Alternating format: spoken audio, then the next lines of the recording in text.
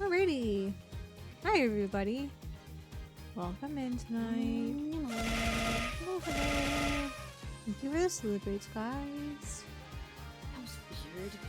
What I was had your weird? stream open because it went live. Yeah? But at some point, I guess I was too quick on clicking the page or something because it was at the offline thing. Huh. Interesting. Yeah, I can't say. never had that happen. So that's cool. We're finding all sorts of interesting finds tonight. Yes, hi everybody. Thank you for the celebrates. Welcome in. Hello. Welcome to another week at Ace Attorney.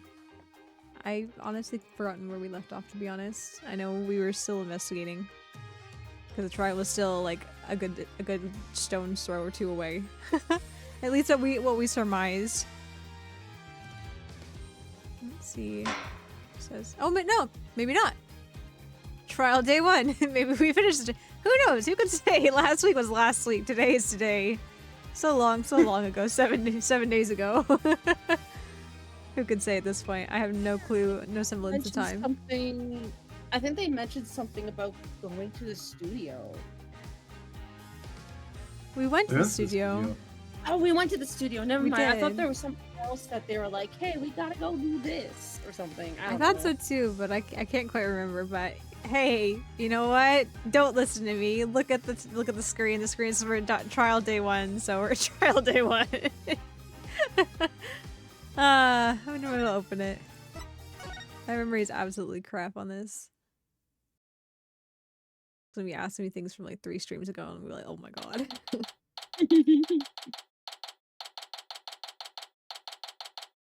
April 28th, 9:15 a.m. District Court, Defendant Lobby number 3. I'm fine. I'm Apollo Justice, and I'm fine. Is Apollo okay? He's been muttering to himself all morning. I'm fine, Trucy. He's been like that since yesterday. Guess the pressure of today's trial's getting to him.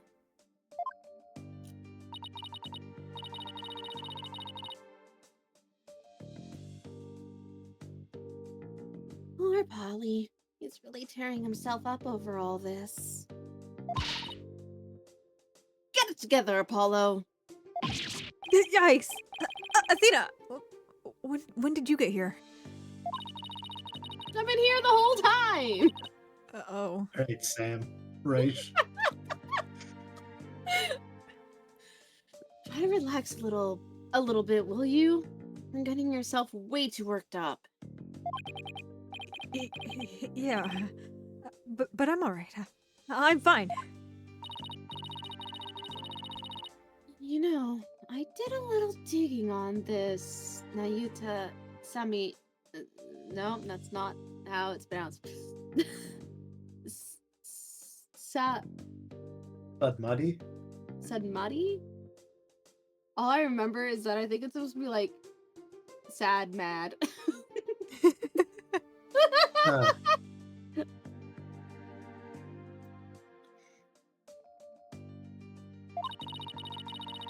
He's apparently not your run-of-the-mill prosecutor.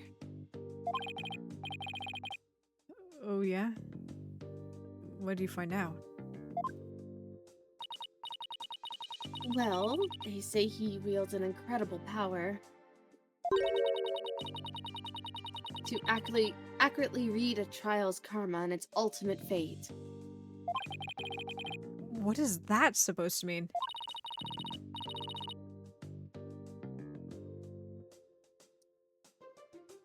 I don't have all the details, but apparently he can foresee how the arguments will go, and even lead his opposition. Is that not Black Quill with his power as a suggestion? Like, Nah, he just manipulated everyone. I feel like just every prosecutor at this point, because they're like, ah, yes, I foresee this trial will only take 5 minutes because of my decisive evidence. And we're just like, uh-huh. Bitch, I wish it took 5 minutes. So the defense basically ends up going in whatever direction he has in his head.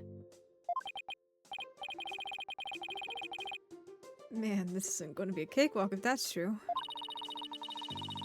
Emma did say she'll talk to him for Sorry. us, though. It's okay.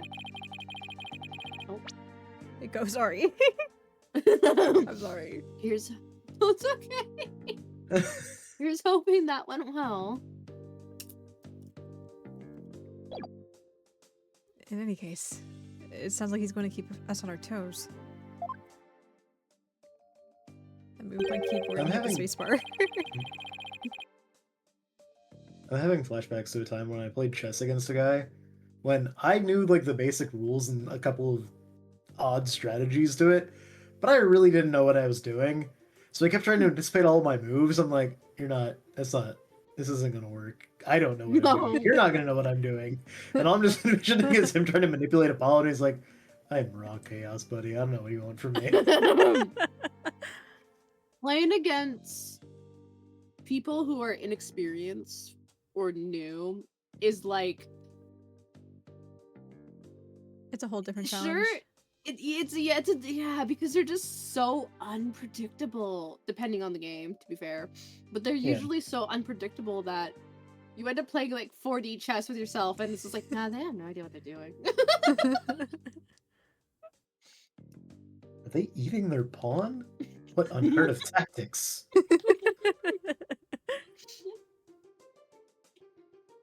That's when you find out the chessboard is just made out of chocolate. Bishop 2 up my nose.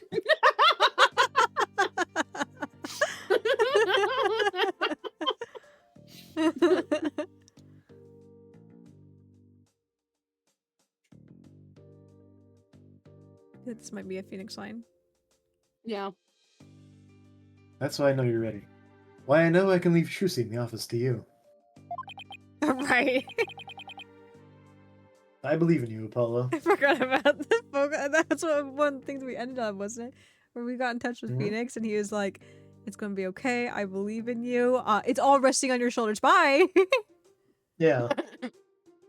Zero pressure. No pressure. Not at all. Mr. Wright is putting his faith in me. I can't let him down now.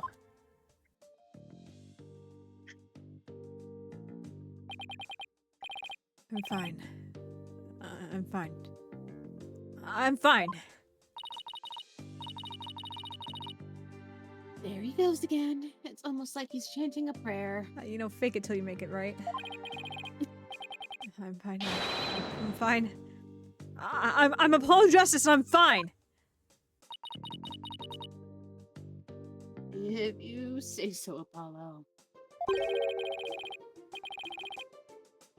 The trial will start momentarily. Is the defense ready? Yes! We're fine! Trushi's fate and the fate of the agency rest on this trial.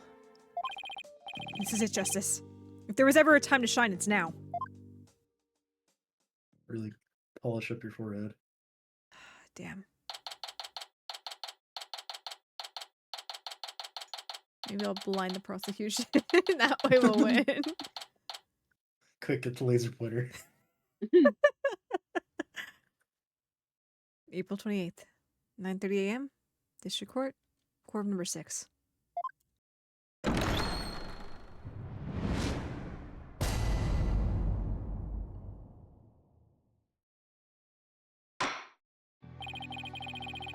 Court is now in session for the trial of Trucy Wright. The defense is ready, Your Honor.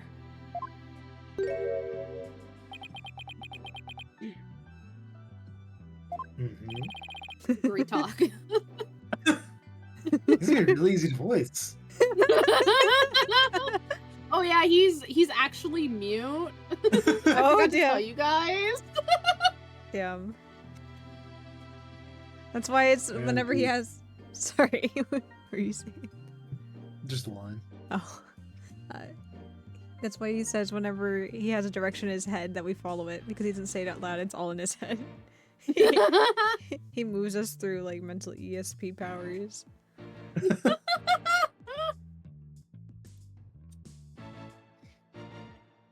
And the prosecution?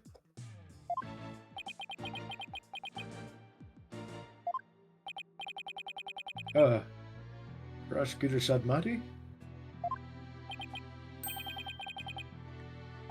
1,000 pardons. It was rude of me to keep you waiting. I was praying for the victim. Oh, praying. Yes. Yes, I see. You're a Koreanist... The apostrophe throws me. A Koreanist monk, correct, prosecutor? Yes, that is correct. I am but a lowly monk from the kingdom of Korea. I beg in advance for the forgiveness and kind patience of everyone here in this court. I am unfamiliar with the proceedings of this country, and may make many blunders. Having to pull in ancient 14 skills. He seems like such a gentle-mannered soul, doesn't he? I wonder if Emma had a chance to talk with him about Trucy. Well, she did. I do not care.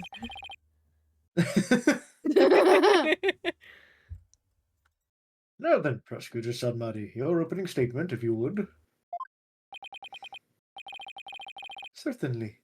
In the name of the Holy Mother, I vow to guide the victim's soul to a land of eternal peace known as the Twilight Realm. What is this, Legend of Zelda? Now, let the last rites of the victim begin. Naita Sadmati. He's really been making a name for himself, apparently, but... that nickname. Last Rights Prosecutor. I wonder how that will come into play today.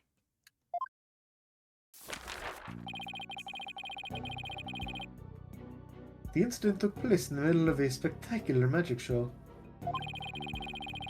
The accused performed a magic trick in which she thrust a sword into a coffin.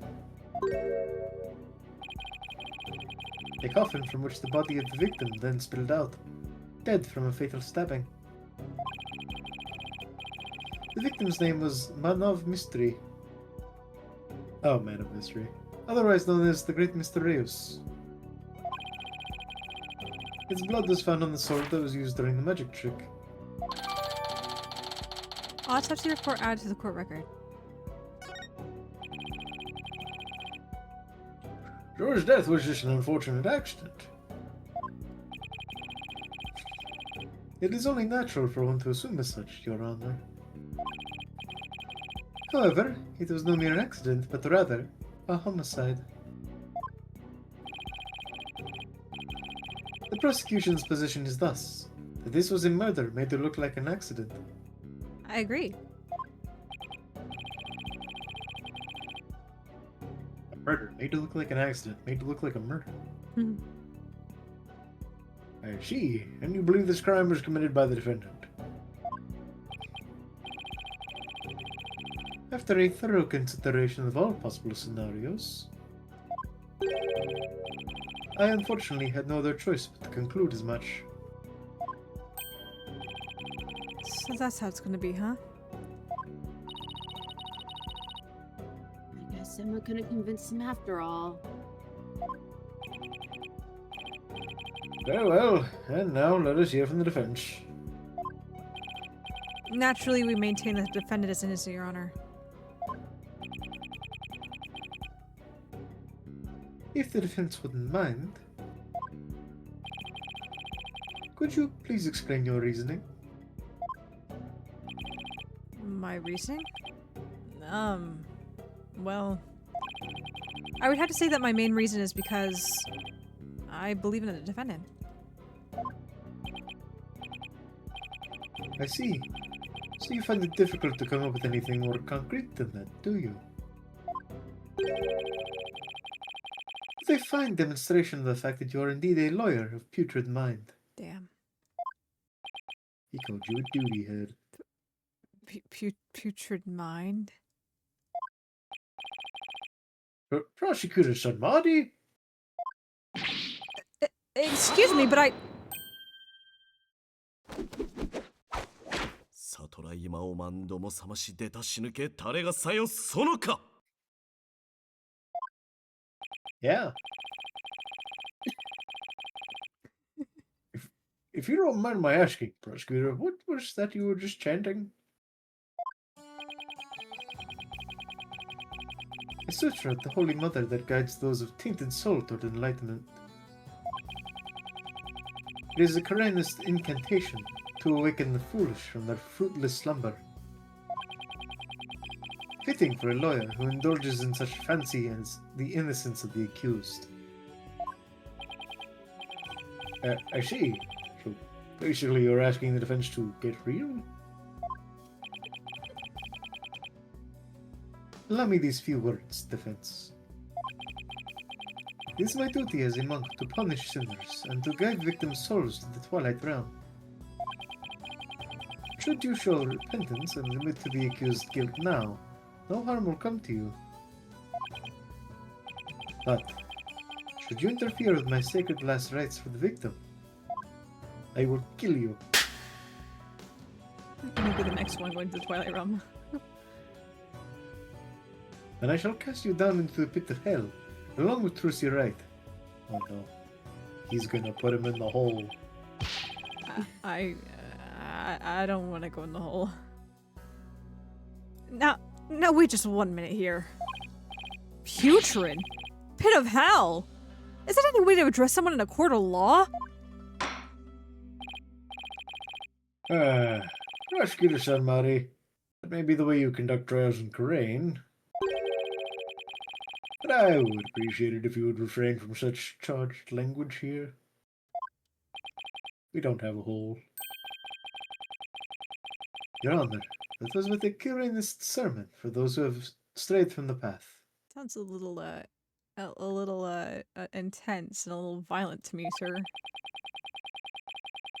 Harsh words are often necessary to admonish contemptible deviants who cannot see reason. Oh, I see. I didn't realize.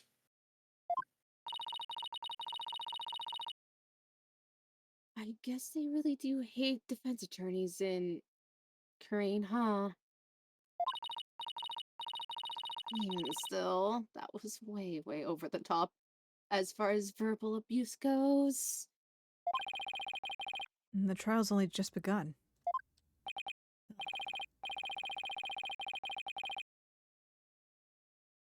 Huh. Well, defense, I suppose the way a prosecutor does things varies by country. They're rude no matter where they're from. Yeah. Why don't we look at this as a cross-cultural exchange and try to be open-minded about it? Oh wow, I can get insulted in a different language. What? Bailiff, please bring in the first witness.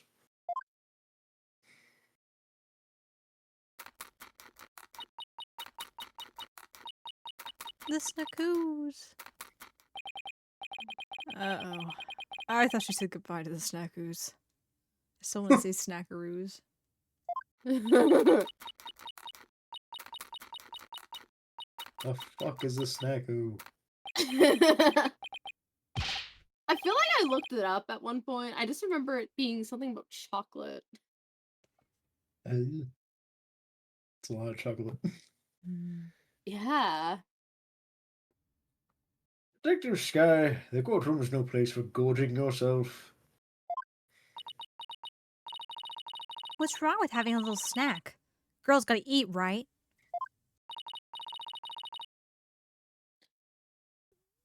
Oh, shit. She seems a little stressed out. Detective Sky, your testimony, please. Yeah, about that. I just want to state for the record that I believe Tracy Wright is innocent. Straight to hell. I don't care. I'm sorry?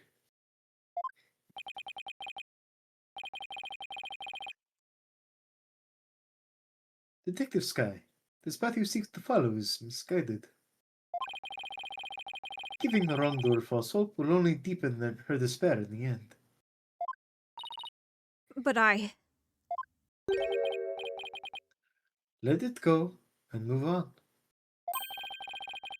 Acts which go against your duty will earn you divine punishment from the Holy Mother.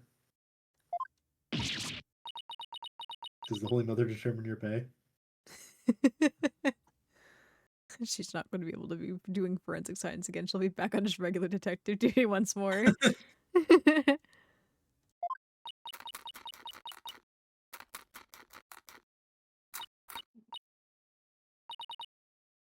Fine. I don't know about the divine part, but I get the punishment bit loud and clear. I guess Emma gotta sign tons of paperwork or something for sticking up for Trucy. She and Prosecutor Sanmari don't seem to get along very well, do they? Shall we continue? The prosecution contends that the accused had a clear motive. The evidence, if you would, Detective Sky. All right. Please take a look at this poster. It's a trope grammary poster from 13 years ago. Is it me? Is it just me, or is it a little different from the one Miss Wright's dress? Ha! I can speak! Is it just me, or is it a little different from the one in Miss Wright's dressing room? This is a revised version of that poster. This one says, cancelled under Mr. Roos. That's right. Mr. Roos left the trope after the first version of the poster was printed. It looks like they canceled him. Not that the show canceled. Take a look at Mr. Roos's right forearm near his elbow. See the big scar there? He apparently got that when he made a mistake while practicing a magic trick. Ouch. That's quite a scar. Because of the accident, Magnifi Grammary concluded Mr. Roos was too unskilled. Just before the show was to open, Magnifi announced Mr. Roos wouldn't be appearing. But in defiance of Magnifi's decision, Mr. Roos tried to go on stage anyway. And this in turn caused Magnifi to oust Mr. Roos from the trope on the spot. He kicked Mr. Roos out? She was rather extreme. Do you know the Grammaries, sir? No, they're all dead. Valley that he's scarred. And he didn't listen about, hey, I don't think you're skilled enough to be on stage. You know, go practice more, you know? And he just went on stage regardless. Yeah, I kind of deserved to be kicked out at that point. He wasn't listening. And was gonna be a danger to himself and or others at that point.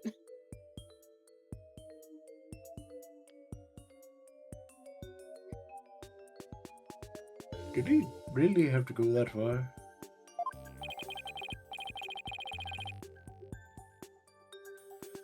When it came to magic, Troop Grammary was so passionate. Or should I say extreme about it, that it caused problems for them from time to time.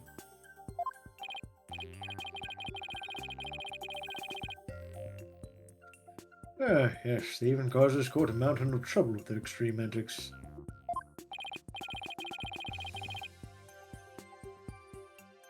And now the troop's successor has committed the murder. It seems the troop's rare talent was inherited by the right person after all. A future talent for criminality.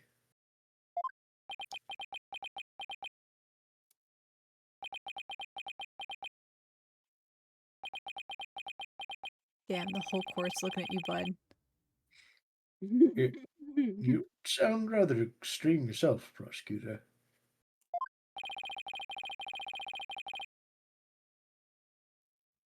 Criminals with impure souls do not deserve sympathy, Your Honor. Ahem. As I was saying, after his expulsion, Mr. Roos apparently went on to hold a grudge against the troop. You tell those close to him I will get my revenge on Troop Grammary someday.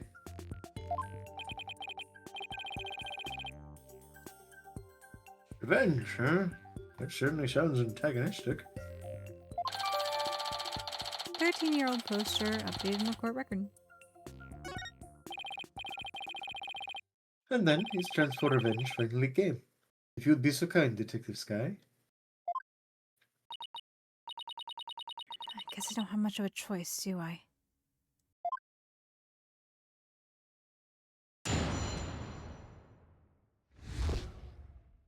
The defendant's motive. The victim planned to get his revenge on Troop Grammary during Trucy's magic show. Mr. Roos was going to first steal the Grammary notebook from the defendant. He then intended to reveal the secrets behind their magic tricks during the show. That was the victim's plan for revenge. And while he did, in fact, steal the notebook, the defendant murdered him before he had a chance to reveal the secrets.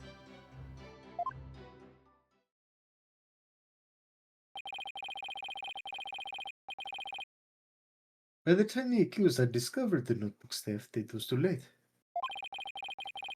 Her only option was to kill Mr. Roos and make it look like an accident. That's nothing but conjecture.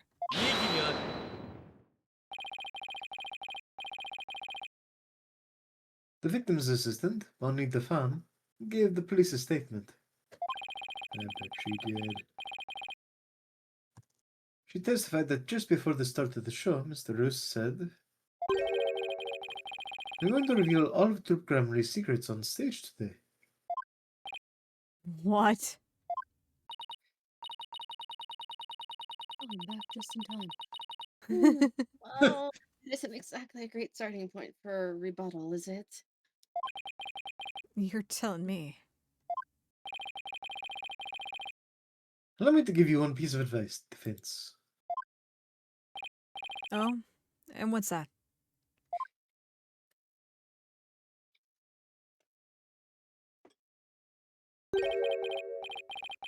Let it go and move on. Excuse me? Helping a sinner will only sully your own soul. One possessed of an unclean soul will burn in the flames of hell, and then be ever burdened with that sin in their next life. But I don't believe in that sort of thing. Besides, I have no intention of giving up.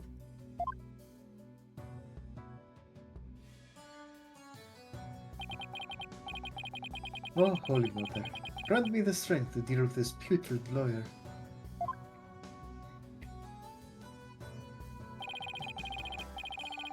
All actions have consequences. Yours will surely earn you the honor of being a mere stink bug at best in your next life. A stink bug? Now then, Mr. Stinkbug, I mean, Mr. Justice, your cross-examination, please. Judge, why? He's easily manipulated. Ugh.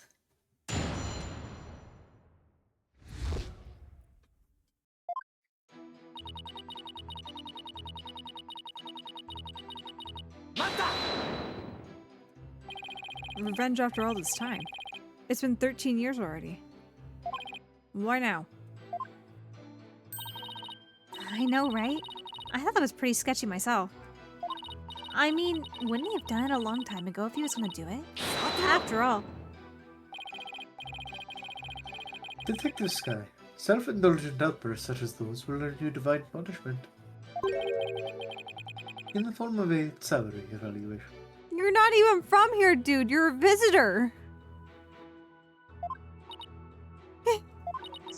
We're here for work, so...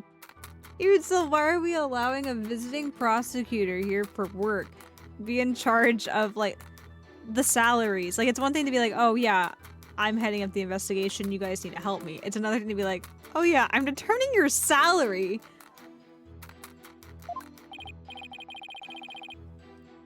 Wait, that's what divine punishment means?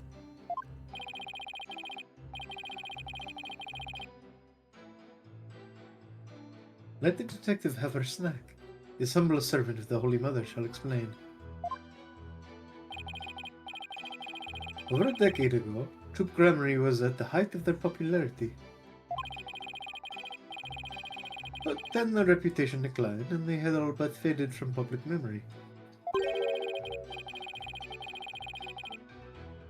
Until recently, that is, when Truciorites sought to recapture their former glory.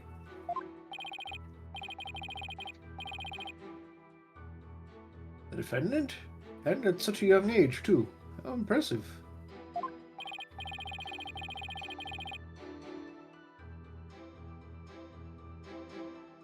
Yes, the accused's skill at magic is undeniably impressive.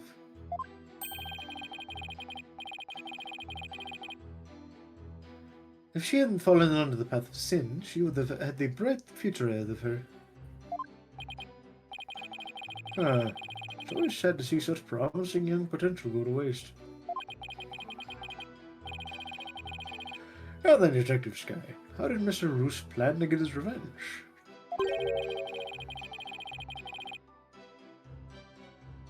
And please put down the snackoos before you continue the testimony.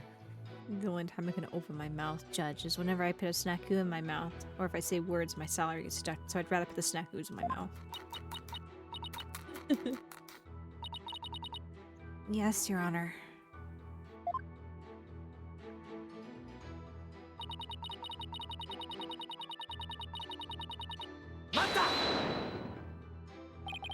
What evidence do you have that Mr. Roos actually stole the notebook? Well, you see, Whenever you're ready, Detective.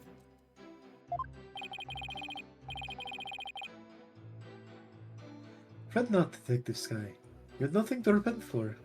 Are you sure about that? Because every time I start talking, you seem to say something about divine punishment and my salary. You should be proud to be the fine forensic You should be proud of the fine forensic discovery that you made. My brain was written about find in there. You found a find of forensic discovery. Yeah, because that's how English works. Yep. Yeah. Yeah, that was a perfectly normal sentence. I mean, just because a game has a writing team doesn't mean that they always write the most sane sentences. It's Ace Attorney we're talking about here. True. Zany is just the norm. It's not even zany. It's just like people don't talk like this. Stop it. That's fair.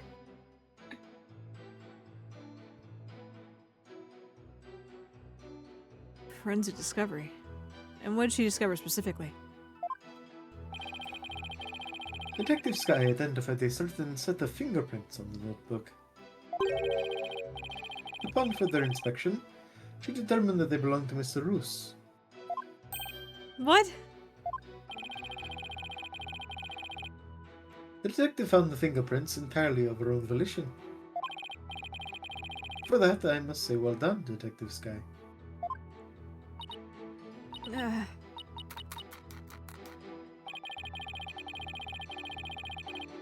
Get a little too addicted to using your precious white powder, did you, Emma?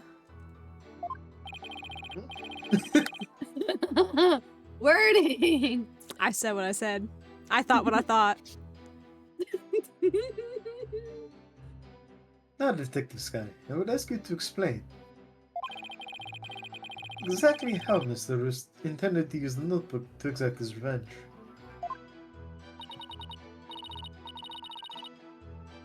Alright. Well, first he stole the notebook.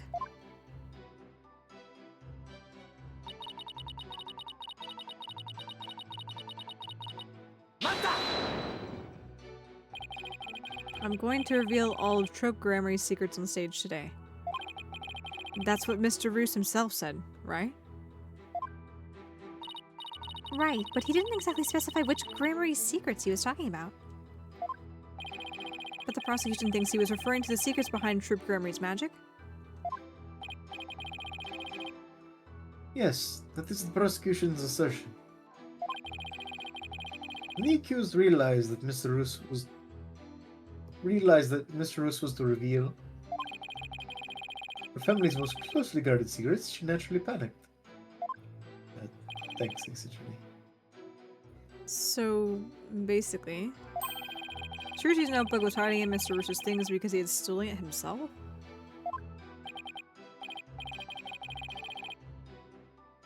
I see. Truly a motive that only a magician could have.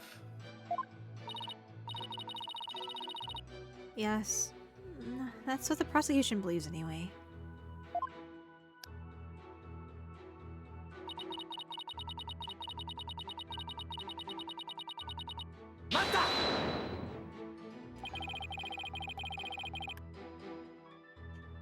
It was a terrible time for me to start yawning. Past your bedtime. I was past my bedtime, like, at 8 a.m. Do you really believe what you're saying, Detective Sky? Do you really think Miss Wright killed Mr. Roos to stop him from getting his revenge? Of course I don't think that. Trucy, we...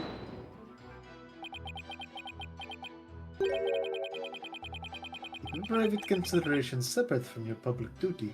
Well, he asked me point blank prosecution. I warned you about this very thing before the trial began, did I not, Detective Sky? Yes, you did.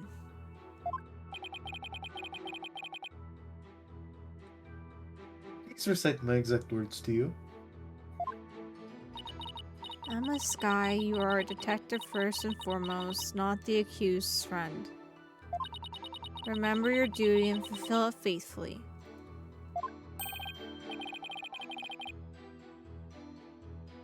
Excellent. So you do remember what I said to you.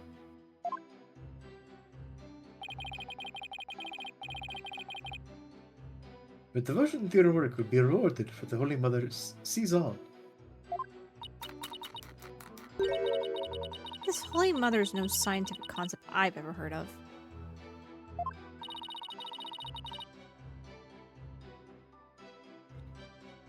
Those two really don't get along, do they? Well, science and religion go together about as well as oil and water.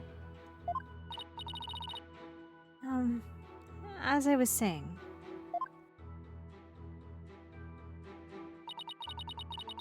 Ironically, that is sort of the impetus to how honey works in D&D.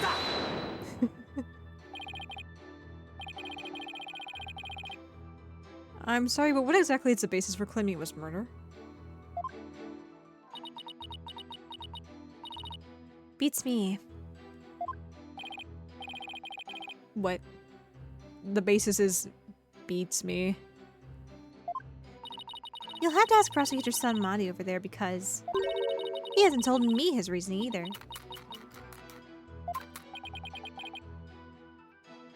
Detective Sky. Your feeding of information to the defense has not gone unnoticed by my eyes. Look. The bad karma of acts which go against your duty will impinge upon you in your next life. Just because you doesn't like it doesn't just because I can't fucking speak.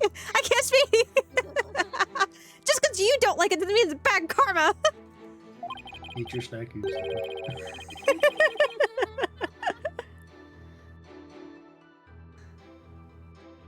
But even before that, it may impinge upon your job in the form of a transfer. So if it's eat your burgers, Apollo, is it Sanmadi's voice saying eat your snackus, Emma? Not only is this visiting prosecutor able to dock your pay, he can also get you transferred. I can't. I can't even. Please don't get me kicked out of the physics unit. Anything but that. Poor Emma. She's really been risking everything for us. Somehow we've given this man way too much power. Despite just getting here within the last, what, maybe week? And everybody likes this man? Yeah! Everybody likes this man? What's wrong with them? Y'all okay, chat? I was really hoping to like him. I don't like him at all. I'm really hoping that he'll have a leaf to turn over at some point.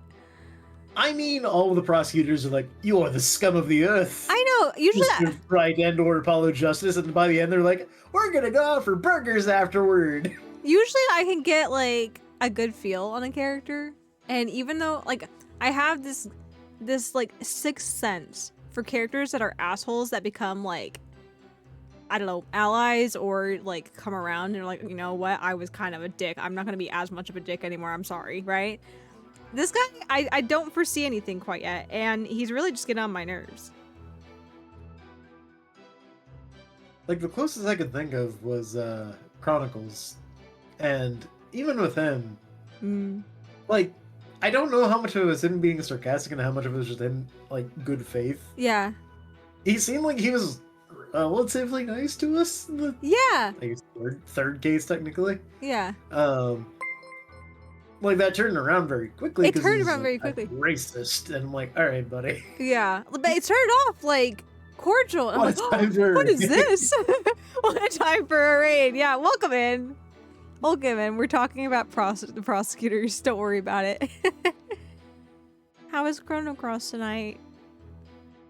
I hope you had a good stream. Welcome in, readers. Welcome to Ace Attorney Night.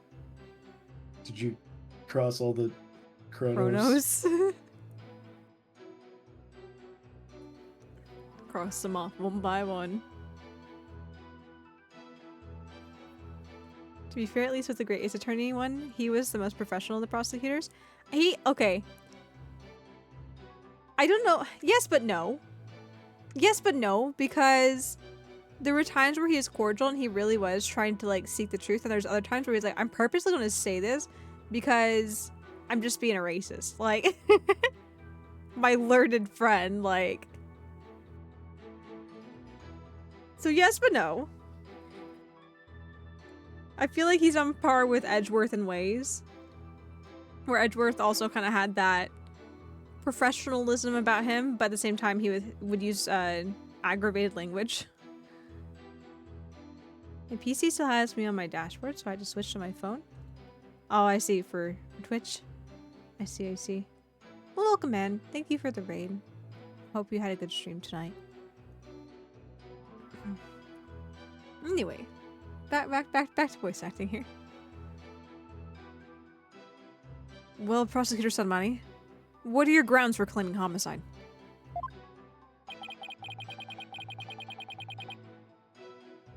It was the luminous tape in the understage passage.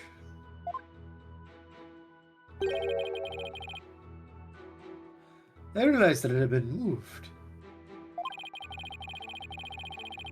moved so that Mr. Roos would climb up in the downstage coffin by mistake.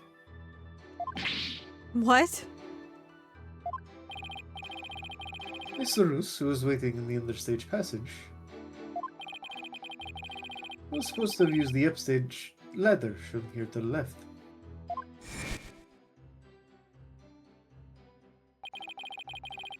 He used to climb up into the coffin and had been set up in the backstage area. After being turned into a stuffed dragon during Act 1, Mr. Roos was supposed to come back to life and emerge from that coffin.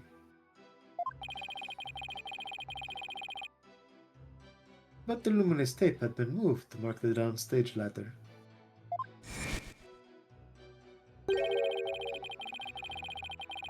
So the victim climbed up into the coffin and on the stage itself by mistake. The very same coffin the accused thrust her sword into.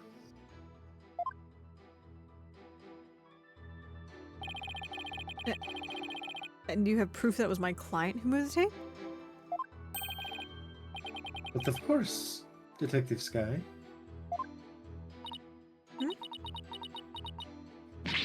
Oh, that's right.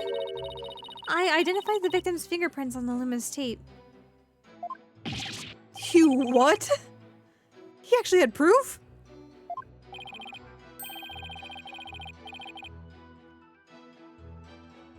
Well, Defense, are you finally ready to let it all go and move on?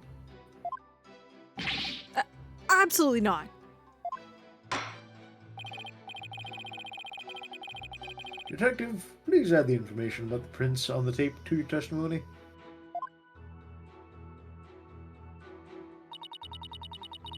The defendant's prints were on the tape. I guess she must have moved it during the show. What do we even have, actually?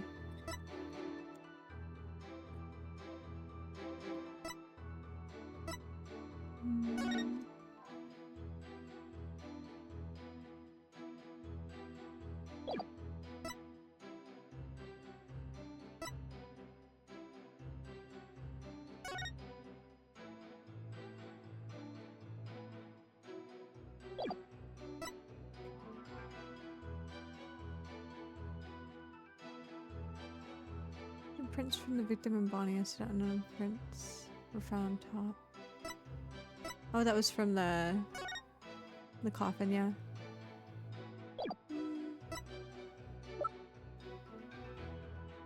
Contract.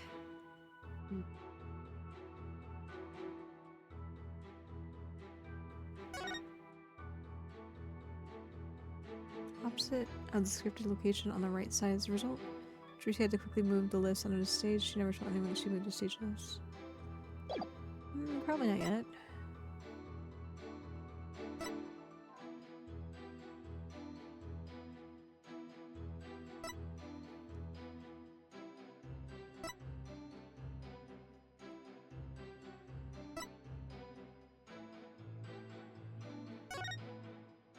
Shock as a result of being stabbed to the back with a sharp blade.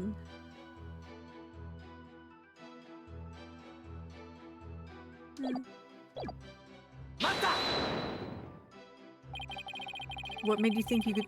What made you think to check the luminous tape for prints? Well, I bet it was Detective's intuition. I guess it's not just the tape, but just about everywhere for fingerprints. Oh, I tested pretty much every single surface in the theater. I mean, it was so nice to be able to dust for prints without anyone getting mad at me. it's great that you're enthusiastic, Emma, but there is such a thing as too enthusiastic.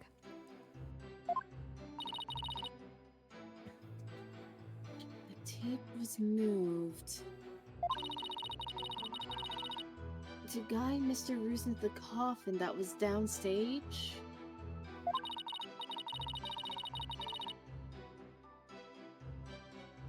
If it's true, it does sound like a murder rather than an accident. It certainly doesn't help that Trucy's prints are on the tape.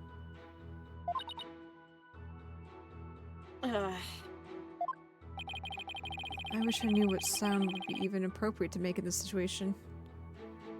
Fuck. Can't do that. This is not the rated M one. Hmm.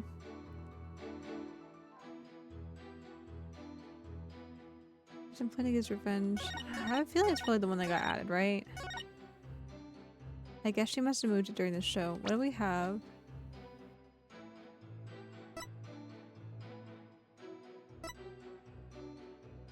That could disprove that. Or is this just a red herring? A red herring line added?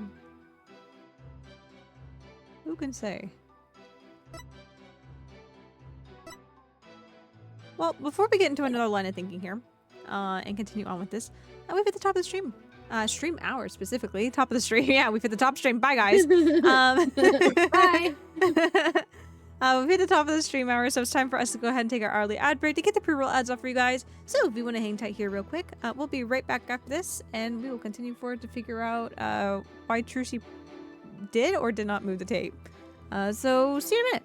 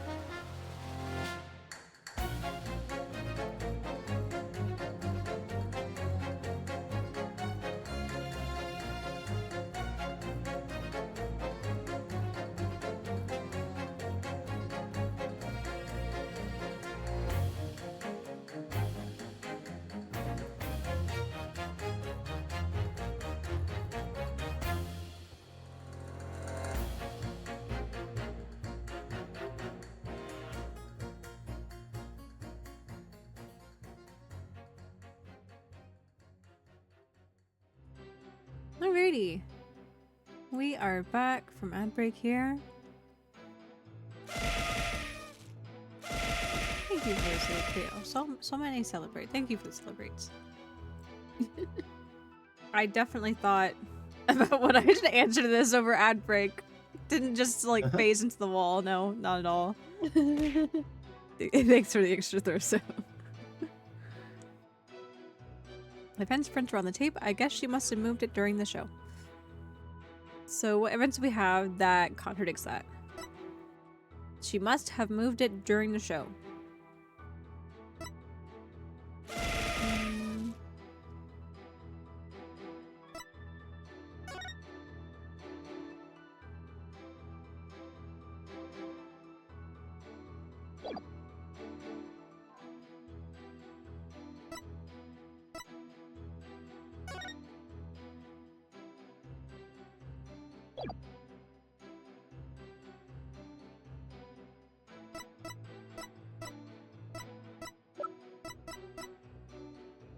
I don't remember how dark it was down here.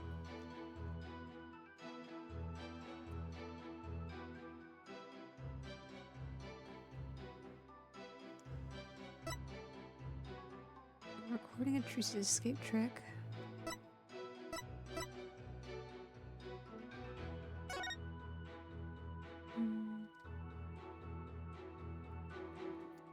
Dark enough, I think they need a glow-in-the-dark tape.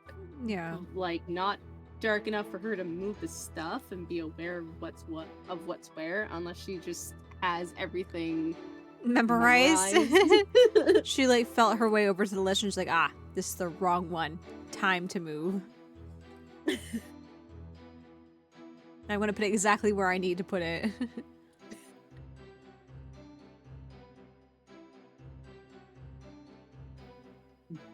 She finds a great way echolocation.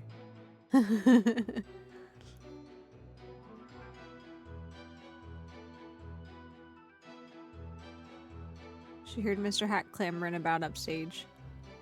And she's like, ah, I know exactly what's around me now. This may be like overthinking it, but how did she know Mr. Hat was in the wrong spot? I don't know if we ever talked about that. She said that Bonnie had signaled to her. I don't know what that Oh, signal is, that's but right. but Bonnie had done something to signal to her that she'd fucked up.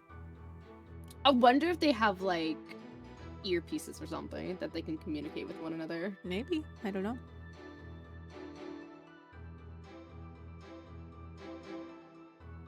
Mm, That's like my only theory on that one. I know.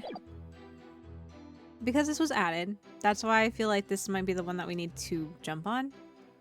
Yeah. But I'm not That's a sure good, what proves that she did move the tape for a different reason, or what proves that she didn't move the tape, or at least during the show.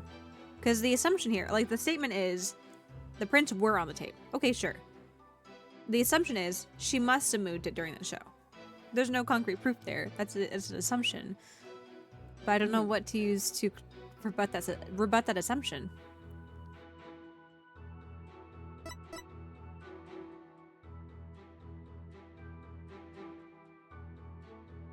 The stage left Trucy had to move out of the way during the show since it was already all the way up.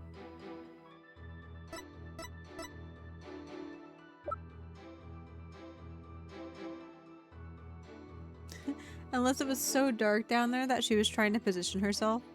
And so she followed the glowing tape and like touched it to be able to like figure out what angle she was at.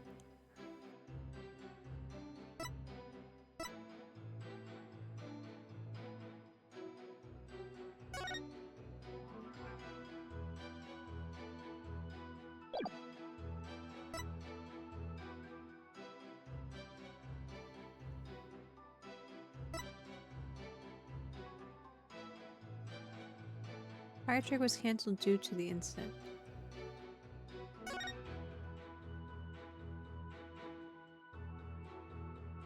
Bonnie's teleportation trick and Trucy's escape trick.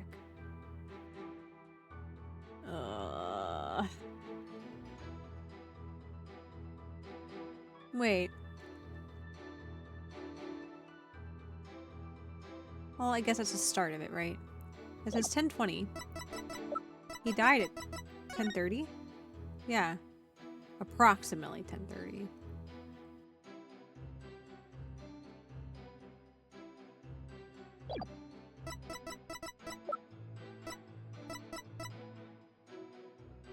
I'm probably getting ahead of myself there. I can't be thinking about why he died. That's like it's like a point T down the road. Way down there. Bonnie's teleportation trick and Trucy's escape trick.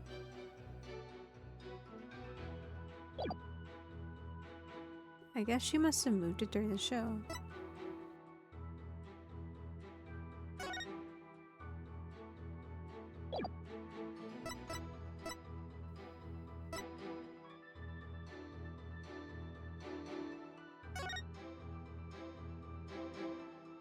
Oh, there it is.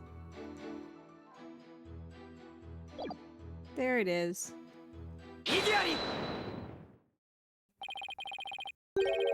I'm sorry, Detective Sky, but there's a flaw in your testimony. Oh, really? The prosecution is claiming that Miss Wright moved the understage tape during the show in order to guide the victim into the coffin downstage. But it doesn't make sense that she would leave prints on the tape at that time. It doesn't? Please consider the fingerprinting results of the main coffin, which shows that not one of my client's fingerprints was found on it or in it. That's true. We didn't find any of her prints on that coffin.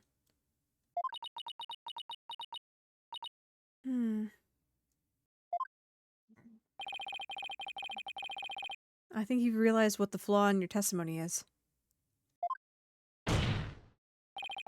Claiming Miss Wright left prints on the tape during the show is inconsistent with the facts. Because she was wearing gloves during the show. Oh! She must have left the prints sometime before the show started. In other words, her prints do not prove she moved the tape to mislead the victim. The prosecution's investigation was insufficient.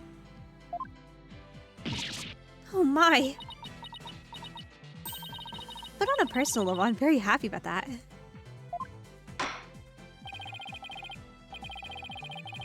Well, Prosecutor Sanmari, if the defense's argument is true, then you have no evidence the defendant moved the tape to deceive the victim. Also, hi Pancakes, welcome in.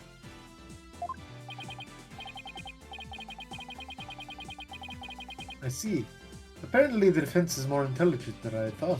Bro. More than a stink bug at any rate. Come on. You can bump me up to at least a stag beetle now, can't you?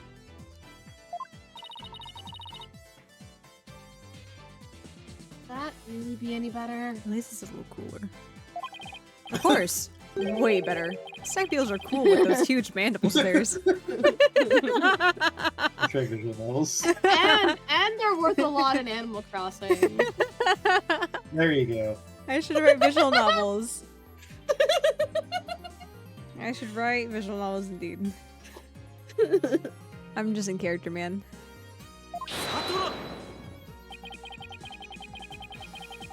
If the defense wishes to be promoted to a stag beetle, then answer me this question. Alright. Shoot. Even with no evidence that the accused moved the tape to misguide the victim, the victim is still climbing the ladder using the tape as a guide.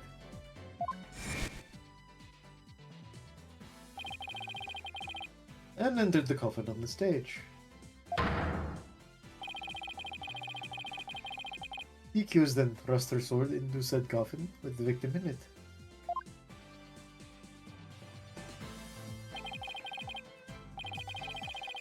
So what you're saying is, the fact remains, the victim was stabbed to death, right? Precisely. However, this does not drastically change one aspect of this case. If the accused did not lead the victim into the coffin on purpose, then it means the victim's death could have been accidental. If it was indeed an accident, the defense can argue that it was involuntary manslaughter. I see. If it was involuntary manslaughter, they could plead extenuating circumstances. And the severity of the crime could be mitigated. Defense, if you believe the accused did not murder the victim, then do you argue that it was an accident? No. And this is it. The all-important question. The defense argues that Mr. Bruce's death was... murder. Not an accident. Definitely murder. It's Ace Attorney. Yeah. The defense... There's been like 2 accidental deaths True. in the entire series. But man, what a red herring to be putting this sus TV producer and bunny girl to be like, it really was just an accident. The defense maintains that the defendant is entirely innocent. We believe that it wasn't an accident, but murder. And what's more, we believe it was committed by a third party. A third party? As in the true culprit's someone else?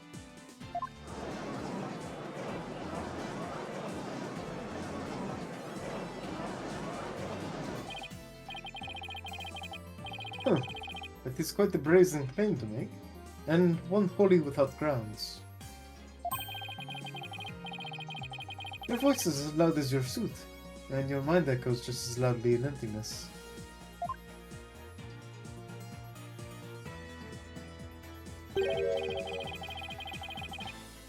Surely you were but a loud red pepper in your previous life. Didn't realize peppers made noise. They do now. I've been demoted to a vegetable? In a past life. How? I didn't know a person could be reincarnated as a non-sentient plant. Opposed to all those sentient plants. In any case, I do have grounds to make this claim.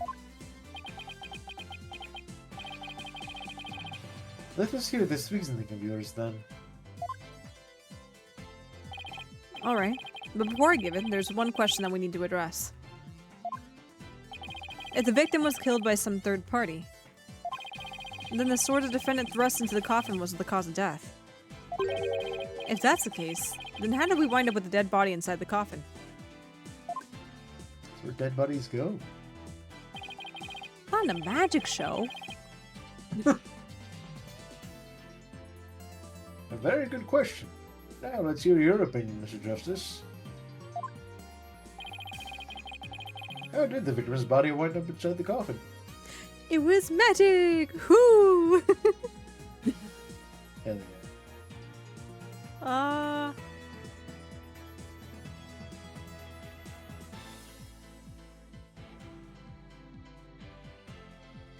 There's not really a spot on the coffin. Oh, we don't really get a picture of the coffin, do we? He's killed like straight in the back. I was just looking for a reference in regards to the coffin. Was there a door in the back? For some reason, I remember there being another door besides the trap door under the feet. Maybe? I can't quite remember.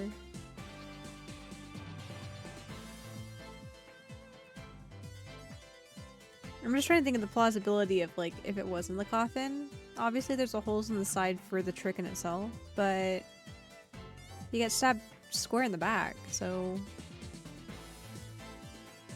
unless he was catty-cornered in the coffin to where he was, I guess, I don't know, not facing the audience, but facing to stage right, then I don't know. Because an argument can maybe be like, oh, well, he was just turned the other way trying to escape. That's why he got stabbed straight in the back. But if he was killed under stage, that would be kind of a monumental task to heave-ho him back into the coffin, wouldn't it?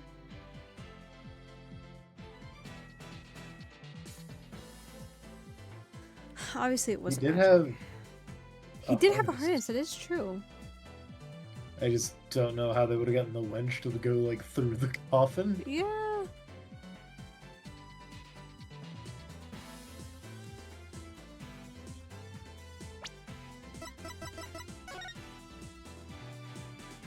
Can't see the top of it.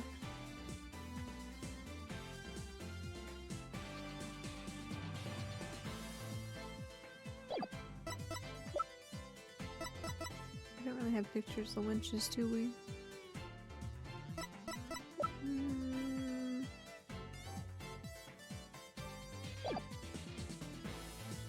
He was killed in the coffin. He was killed under stage. I'm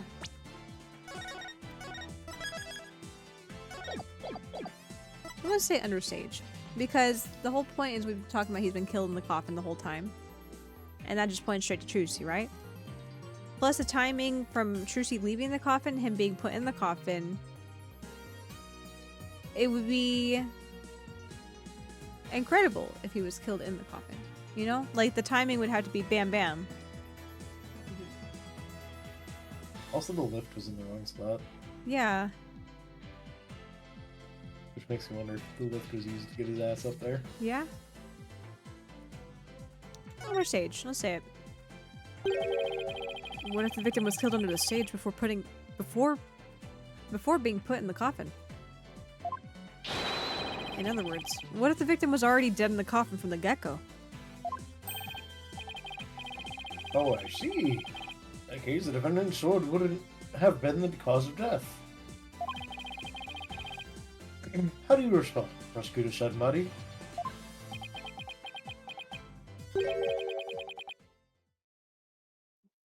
That's the third time. The third time of what?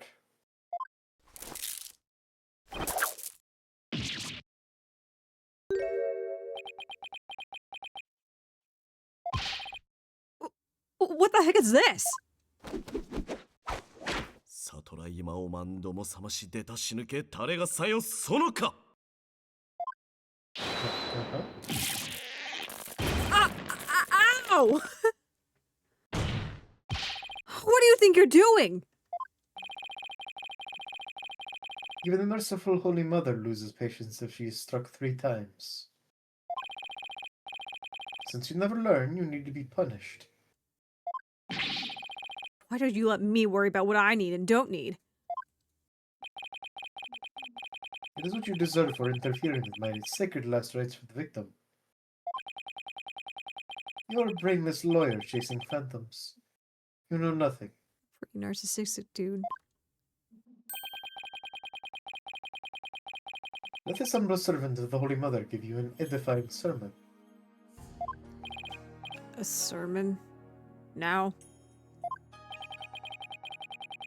There is a passage in the sacred scriptures of Koreanism. A cornered frog will swallow even the snake. Huh? A cornered lawyer is unexpectedly struck back hard against the prosecution. To get it right.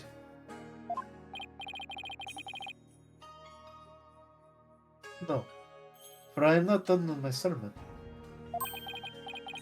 And yet, the frog still dies, its belly bitten and torn from within. Well, great. Just great. I should write visual novels or something. Thank you for the hydrate pancakes. And in this case, you're that frog defense. Is Sadmadi going to show us a snake? This one's not rated M, so. I mean, neither is Chronicles, but that didn't stop me from making katana jokes.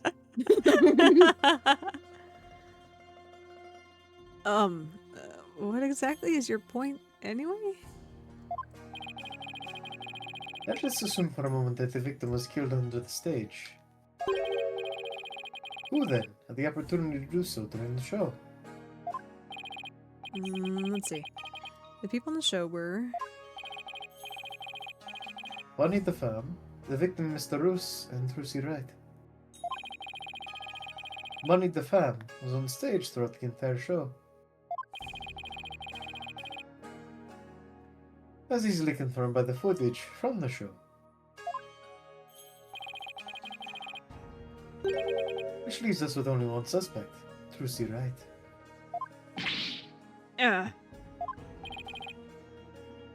Now do you see?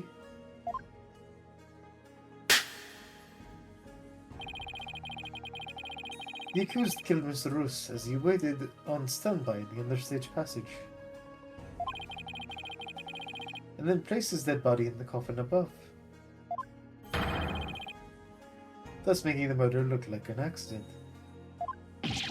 No!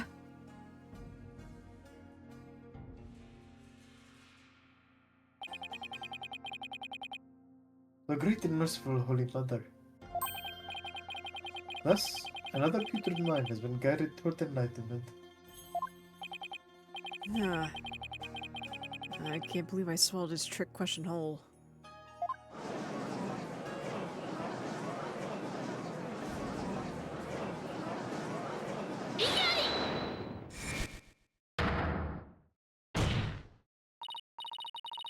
Sorry, but I had to raise an objection here. Athena? What are you...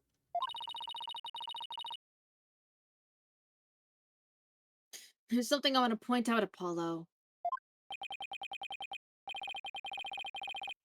And who might you be? You strike me as a mere child in countenance.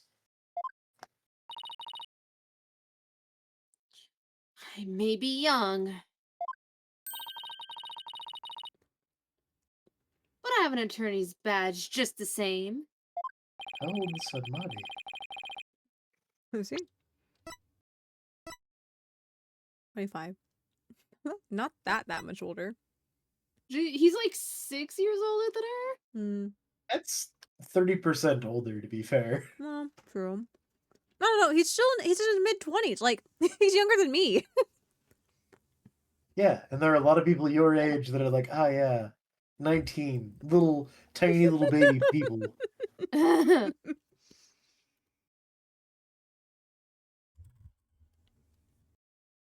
you'd contribute to this discussion in that capacity? I most certainly would.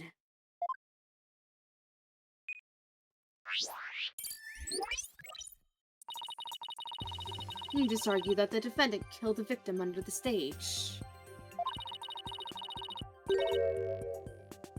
But let me remind you that Miss Wright is a girl. Clearly. Surely you didn't raise an objection simply to point out such an obvious fact. Your Honor, please send for this little child's guardian to come take her home. My guardian is dead.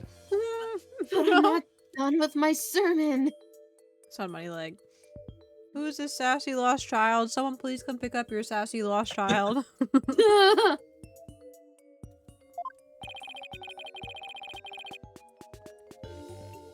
You don't need to talk like Prosecutor Sadmati, you know.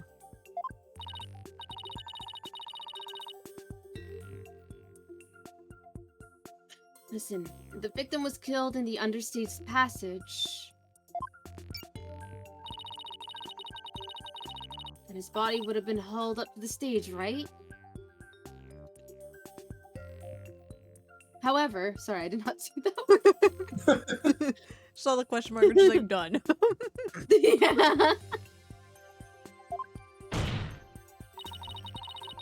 Miss Wright is a young girl, and a pretty petite one at that. She couldn't possibly have hefted that large body up and put it in the coffin.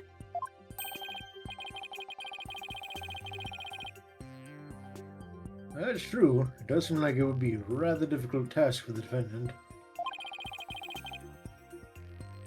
I don't think even I could do it. What do you think of that, prosecutor? And I played dodgeball. Who's a child now? In my religion, the precepts of Grainism are revered as the pillars of our beliefs. So I naturally hold nothing but deep respect for women. As you literally call a woman a child and tell her to go home.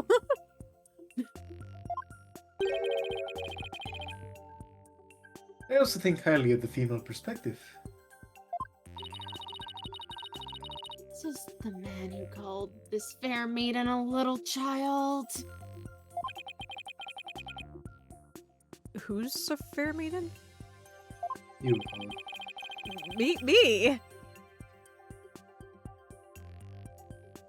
I agree that your point is worth discussing, defense. How indeed was the dead body raised up into the coffin? By the accused, Trucy Wright, that is.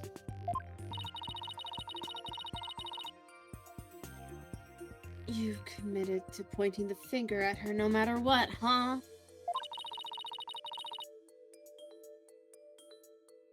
Then you explain how that even be possible.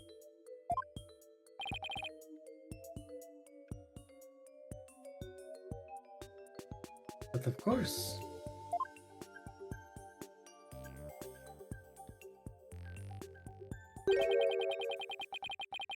There's a way for even a small creature like her to raise the victim's body up.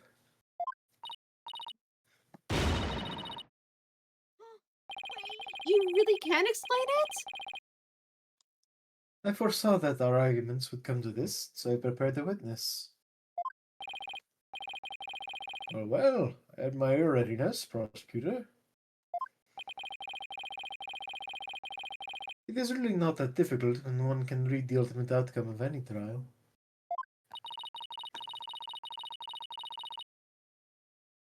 He couldn't have really predicted that things would turn out like this, could he? It's pretty hard to believe. Excuse me, but may I step down now? Seeing as she hasn't talked in like half an hour. Yeah. Nietzsche doesn't get any girl characters. And when they do happen to show up, they talk for maybe like 5 minutes before another guy character butts in. I suppose you may. One moment, Detective Sky. What do you want now? Are you going to talk my pay again? I'm sorry for you know, the way I handled all this. You did a fine job, Detective. Your testimony was invaluable. It was? Yes, you served well as a detective, and did not allow your personal feelings to interfere. You overcame the conflicted emotions you felt and performed your duty admirably. I don't know if I'm going to take that as a compliment from you.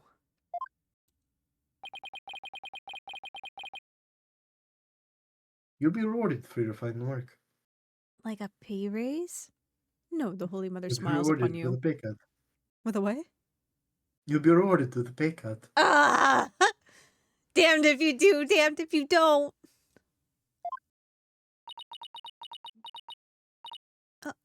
Oh. Thank you. I hope we can work together again in the future. Don't be fooled by his charms, Emma. Don't be fooled by his charms. Emma seems bewildered by the unexpected praise. I guess he's a pretty nice person, like they say. As long as you're not up against him. Now then, let us call the next witness.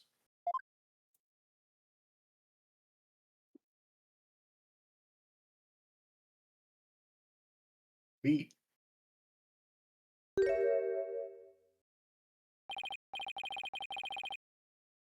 Witness, please state your name and occupation.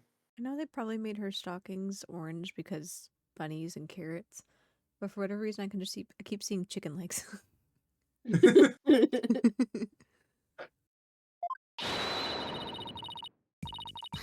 ladies and gentlemen of the court. It's very nice to meet all of you.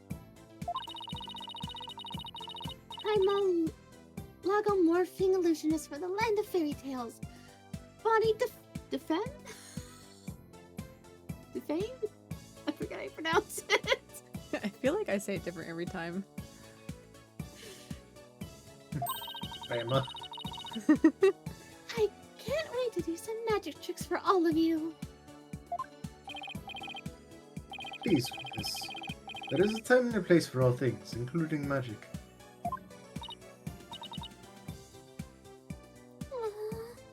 But...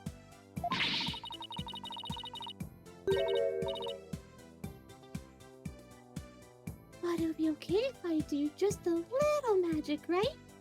Come on, please. Look, everybody is waiting. Now's my chance to shine. サトラ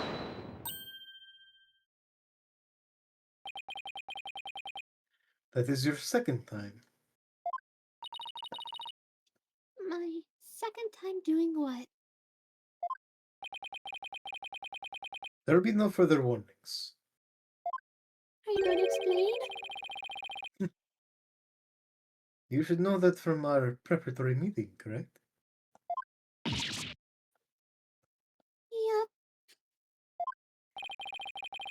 Is no one exempt from His Holiness's rosary of suffering?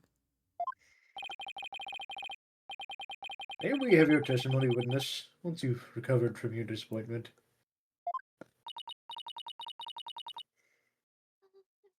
huge fan of Trucy's. I don't really want to testify against her. But I guess I have to, don't I? Was a huge fan of Trucy's, huh?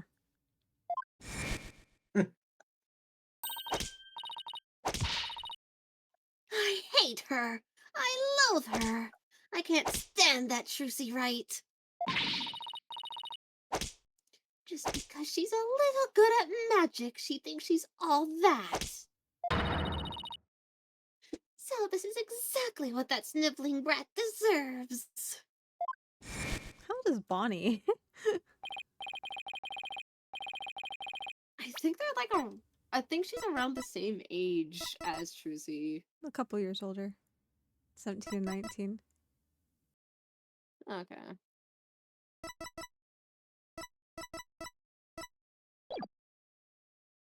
Sure, you're a real fan, alright. Of destroying Trucy, you mean?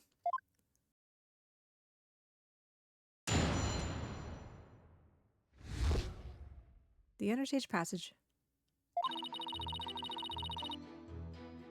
I can't believe that Trucy killed Mr. Roos.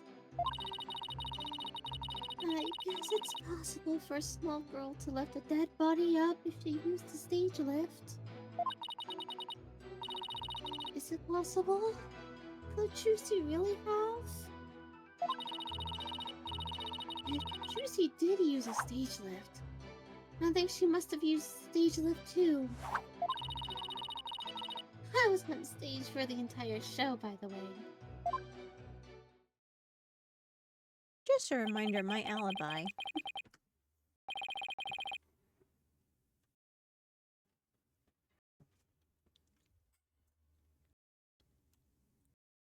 You were on stage the whole time? And you're sure about that? Yep. There is no question. The entire audience could testify to that fact. What's more, she is shown clearly in the TV show footage as well. I couldn't possibly have killed Mr. Roos. Not little old me. Therefore, the only person who could have killed the victim on their stage is the accused. Furthermore, by using a stage lift, even the petite young lady could have raised the body up to the stage without difficulty. Kinda yes, kinda no. You've gotta be kidding me. It helps you lift the body, but I feel like lifting the body in such a way that it goes into the coffin Yeah? would be a bit cumbersome. Maybe just a bit. I feel like also kind of noisy. I don't know how you could do that quietly Because without even if it she went up, alerting someone. even if she went up on the lift with it, when she's like, okay, I'm going to like sit him on the lift and just away to where like his torso starts going through the trapdoor. But to be able to like pull him up into the trapdoor and then shut the bottom would be a feat of its own. Yeah.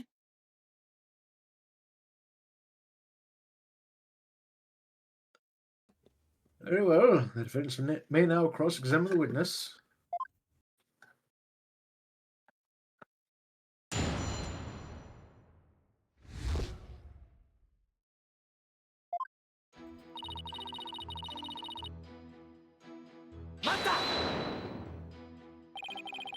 You said you were a huge fan of Trucy's. Is that right? Isn't that right? Yes. I even became a magician because I wanted to be just like her. The first time I saw her, she was performing at the Wonder Bar. She was only in junior high back then, but she got up on stage with tons of confidence. And then she proceeded to win my heart with her astonishing tricks and winning smile. She certainly sounds like she means all that. So, finally being able to perform with her must have been quite a treat for you, right? Oh yes! After all, it was my chance to have her see me.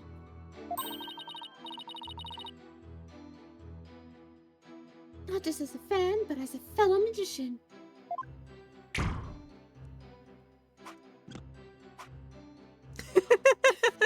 Oh, so cute. Just like awkwardly jumps off. Awkwardly jumps off again. And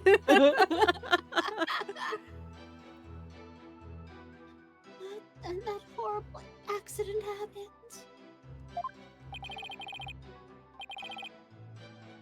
It was not an accident. It was murder. Senpai noticed me. I have to frame her.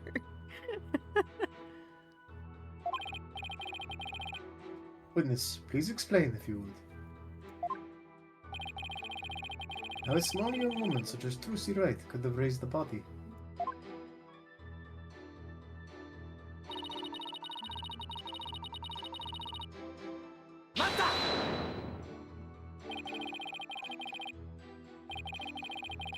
What makes you think it would be possible?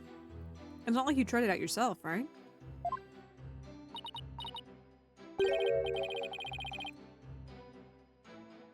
Actually, we did try that for ourselves. You did? Of course you did.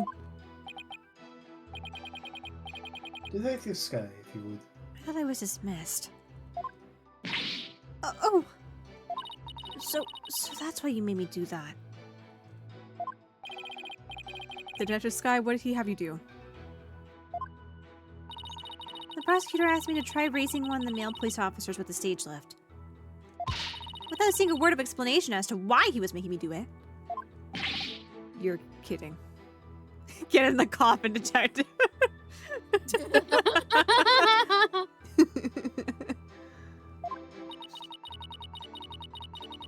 It's as if he really can foresee all of our counter-arguments.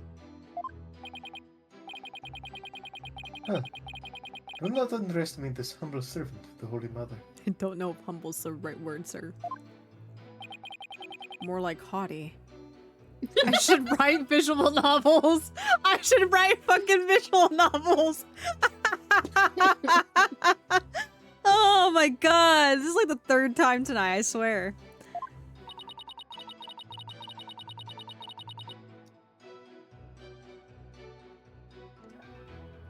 Because that means Trucy could have lifted the dead body up.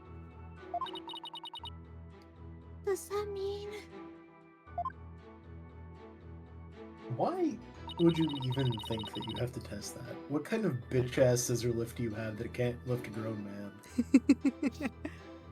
Well, did they specifically want to test if it could lift the man, or if a petite woman could?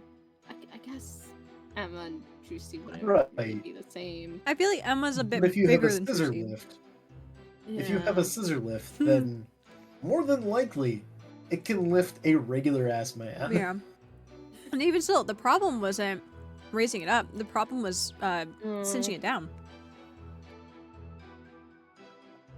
That's why Trucy had to use the second lift. Yeah.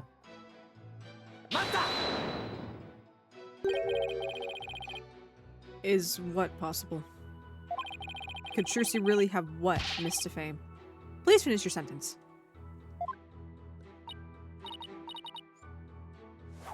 Eek, well, I... Don't try to beat around the bush. Come right out and say it. Why not tell this court what you really believe?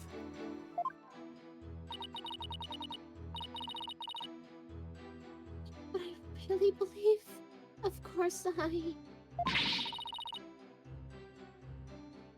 Of course I don't believe Trucy could ever commit murder. Because I did it. Such an amazing and wonderful magician would never do such a thing. But taking all the facts into account, what else can I think? I know of at least 3 other unflattering things you really think about Trucy. What was that, Soap? I don't know why I started reading that. You And- also felt like you needed to call her on her bullshit. Yeah.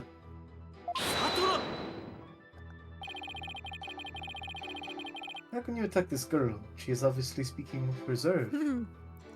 The court, the defense can't present evidence to that, as it does not pertain to what is currently happening in court.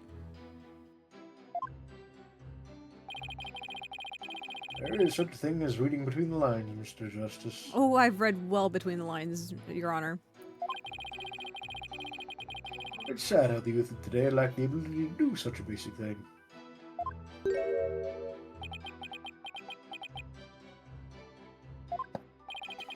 Looking at me like that isn't going to help me stick my foot in my mouth less, Your Honor. Witness, please describe what the accused might have used to lift the dead body.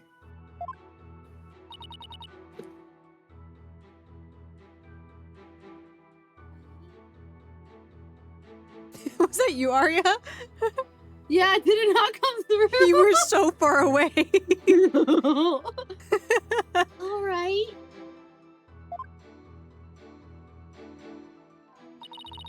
I didn't move, which was the funnier part. You were so far away, I'm like, hold on. Is that a noise? Was that Aria speaking?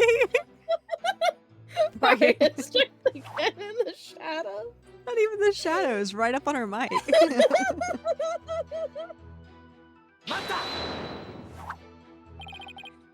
Stage list number 2. You mean the stage lift shown here on the left?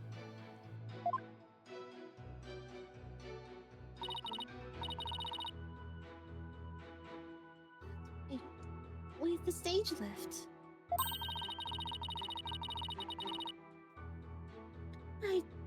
I think even a small girl could easily lift a dead body up to the stage. So that makes her the murderer, in your opinion? Of course not. I believe in Trucy. Like I said, I'm a huge fan of hers. Oh, brother. How long is she gonna keep this act up?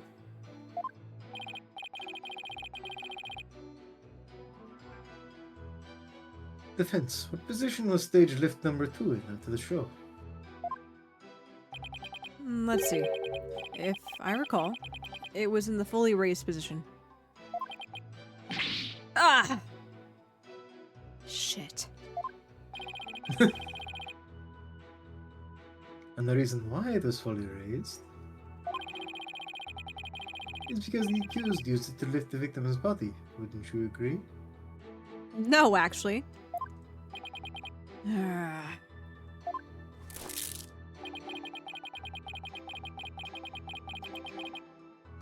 Feel free to slowly mull it over while you roast over the flames of hell, you evil red pepper. Who got him? Damn. Why does it not hurt any less, though?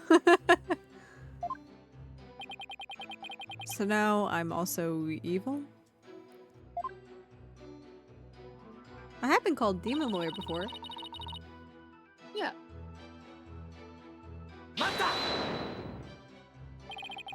You didn't have a single spare moment to slip down to the understage passage? Huh? Don't tell me you suspect me now. I'm just trying to do my job by fully examining your alibi. Depending on how solid it is, I might have to suspect you. Yes.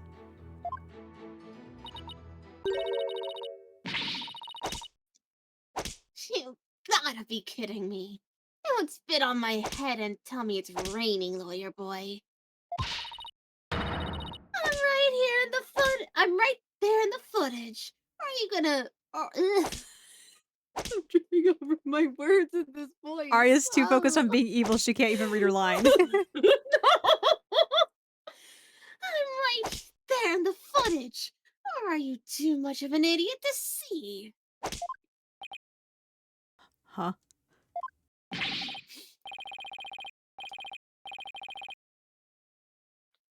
Mr. Pham, are you feeling alright? You seem suddenly different.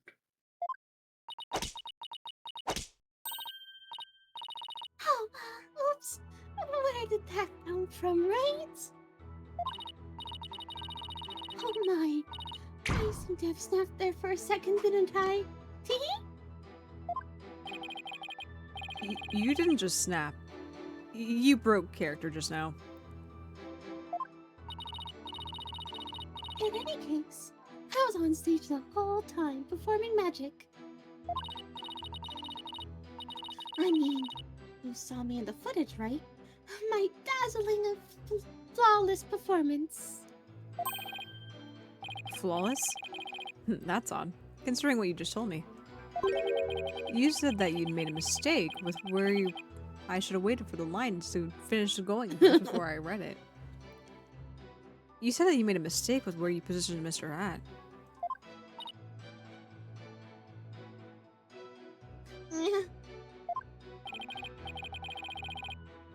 Mr. Fan, to what is the defense referring?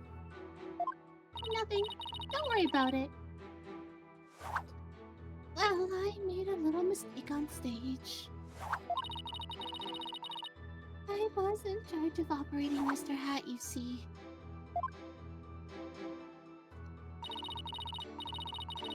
According to the script, I was supposed to place him on the left of the coffin. But I flopped it up and made him stand on the right of the coffin instead. And because of that mistake, Trucy had to move the stage lift around. I feel really bad about messing Trucy up like that with my goof. Tea?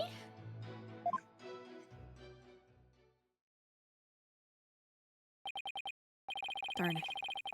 I don't see any inconsistencies in her testimony.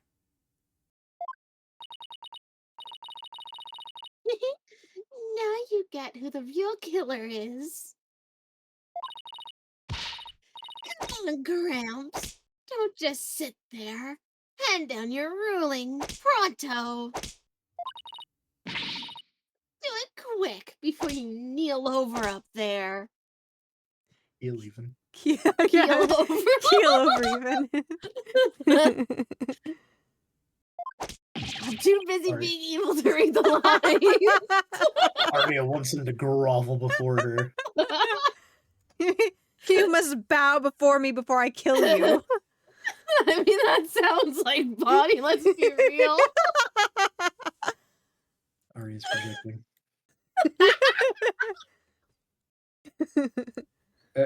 I beg your pardon. Oops. Oh, what's gotten into me? I'm so sorry. I think it's even funnier that she's like tuning in and out. She's like, whoop, what's gotten into me? I don't know. The microphone was not fond of that. Huh? The microphone was not fond. The mic's like, yeah, I'm calling your BS right now.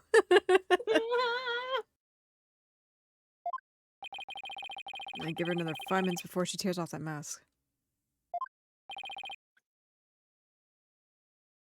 Well, defense. Are you a little late that I'll go now? Of course What is not. this, Frozen? I'll never give up. I will never let it go. The cold does bother me.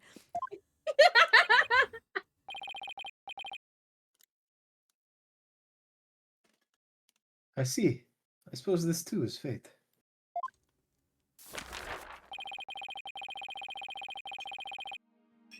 The sacred scriptures of Crainism describe a variety of hells for the damned. For someone like you, who struggles ceaselessly against his fate, Papul Boljig seems most appropriate. There's a pun. Popple Boljig. It feels like a pun, but I can't see it.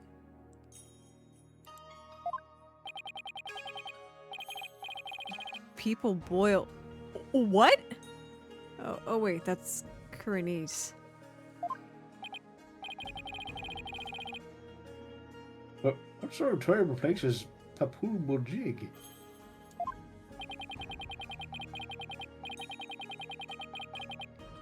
place where the more one struggles, the further one falls into the abyss. Run, run, run. No, he was an abyss mage this whole time. Damn, he's a lector in disguise. Shaking my head. At the bottom of the abyss, a ferocious beast awaits.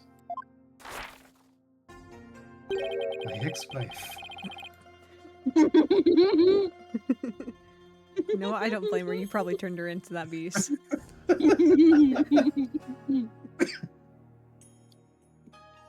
Think of it as something akin to an antlion sandpit trap. Oh, there's one of those in my backyard. Where do you live, Judge? I live where I live. In my house. Required assistance. The thing is, just every time I think of like antlions, I keep thinking of that one boss in a dungeon. I forget what dungeon it was. Cutter's Cry? No, I think it was one of the more. I was gonna say recent dungeon, but that doesn't seem right. It's the one where where it will like zoom across the stage with like, towers. The last Endwalker dungeon. Oh, Endwalker. Okay, I knew it was recent. I just can't remember when. But yeah, that's all I could think of because it has like a mechanic where it puts a marker on the healer, and it's like a sand trap.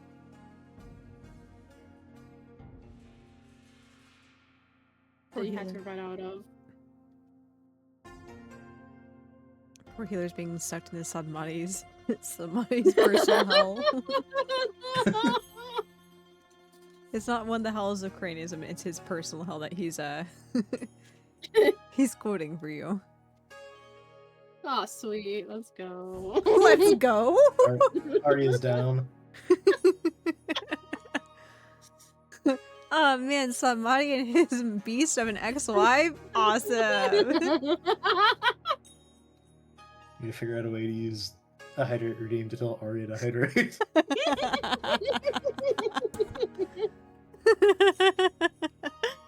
Oh man. Okay, real quick, we're gonna give Aria a second to cool down here. We've hit the top of the stream hour, so it's time for us to go ahead and take our hourly ad break anyway, so perfect timing here. If you guys want to hang tight here for a little bit, we'll be right back after this, so I'll see you guys in just a minute.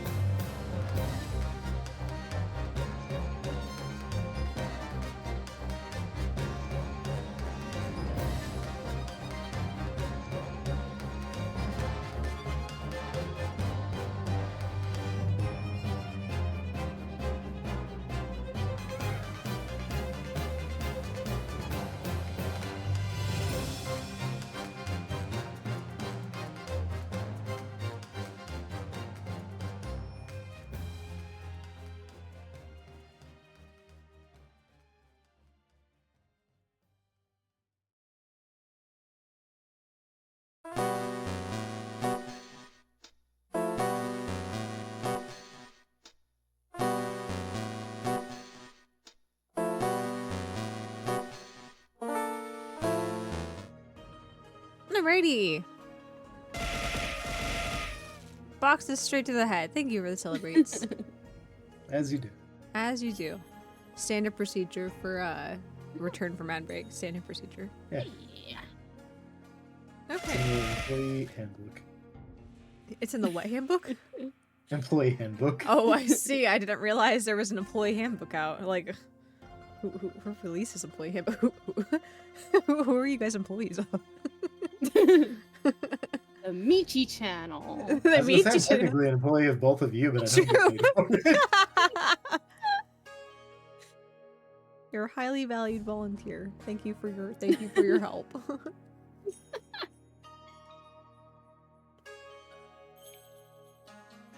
If your employees in the Michi channel and it's in the employee handbook, theoretically that would imply that Michi could potentially be the person who is running this particular quote unquote company that is employing people. Yet I have no memory of ever writing the handbook, much less specifically the rule that after. So now it makes me wonder who's the head of HR? The Southlings. Oh, okay. Gotcha. That would spend a lot. You flip to a page in the handbook and just a string of random letters. It just says ah. They fell asleep on the keyboard. Got sidetracked. Something appeared on the screen like, oh. Oh man. I'm gonna say something sparkly, but no, that's a Aria thing, not a Soph thing. Of all the things that you could have come up with, and for some reason, sparkly is the answer you landed on. Because it's what I get distracted by all the time. If it was a sparkly Aria, the Sophie's gonna be like, ooh, Yeah. distracted. Wow. Korean as hell is closer to home than I thought.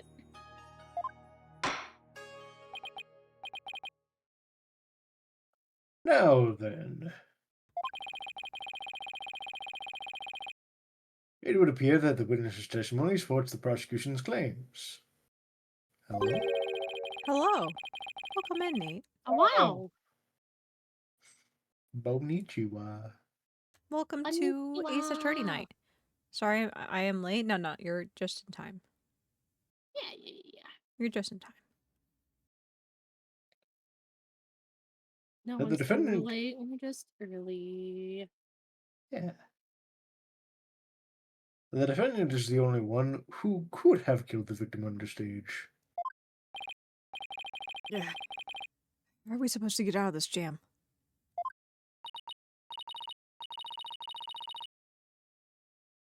Hey, Apollo. If you can't find any contradictions, You wanna host a therapy session? how did you know? Just had a feeling. Fair enough. Maybe it's time to use analytical psychology. You mean? I heard some discord in Bonnie's voice while she was testifying. I'm surprised I Paul's don't- wrist isn't falling off too, with Bonnie over here lying her ass off. So I don't think you need magical hearing powers to pick up on what's going on here.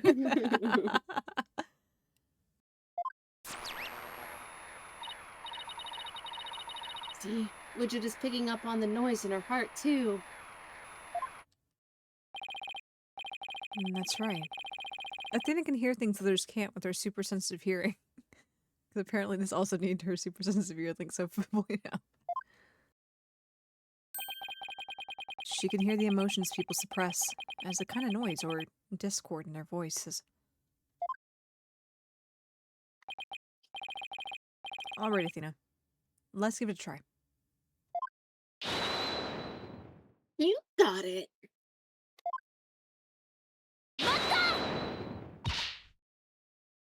Your Honor.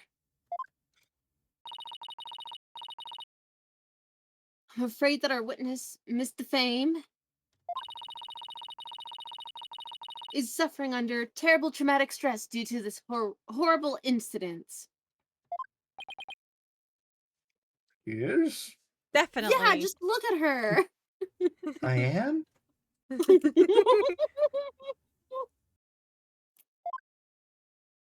Oh yeah, that's right. I am.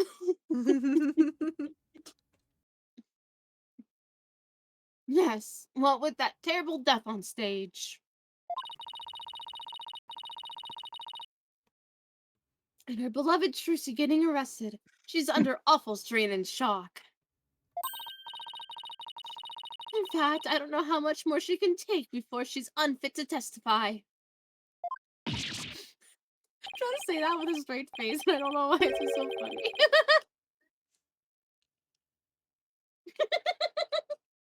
Oh, I've heard of that. What is it called? Postal stress disorder, right? Yep, she's going postal, everyone.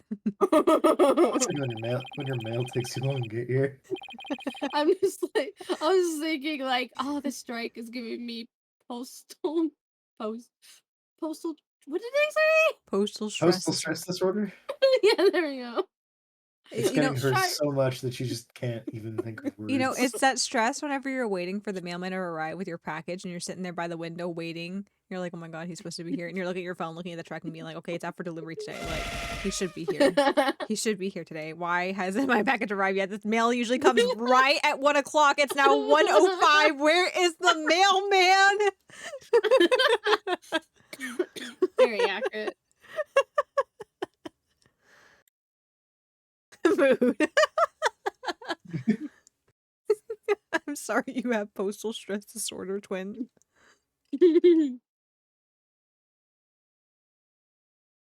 So when a person becomes uncontrollably angry, I think. I read about it somewhere. That's going postal, Your Honor. This is PTSD. Oh, hi. So that's why the witness acts so hostile at times, as if you were a different person. Yeah. It's definitely the PTSD. Yeah. Yes, and I think her condition is clouding her memory of the incident. Therefore, I suggest a short therapy session for the witness. Huh? Therapy? You don't know the first thing about a magician's mental strength.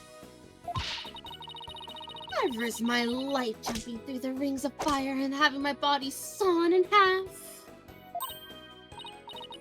Oopsie! Oh, I have to watch my temper, don't I? Like we said, you need therapy. No, I'm fine. I promise. Miss Sykes, please do whatever you can of this unfortunate young lady.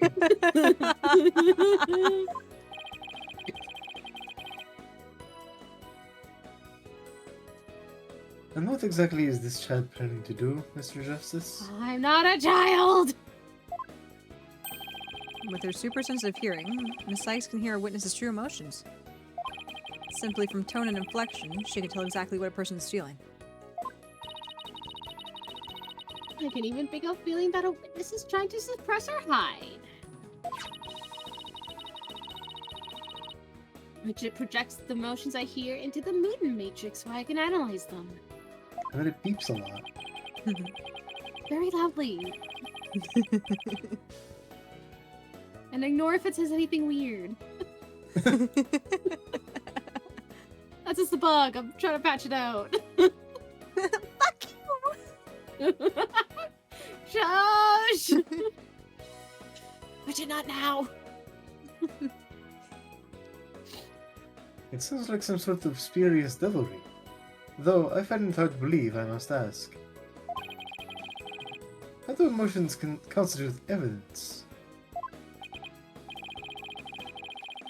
Well, I won't say that emotions can be taken as evidence, per se. I have seen how instrumental Miss Sykes' work has been in cracking the case. Therefore, I wholly support giving it a try.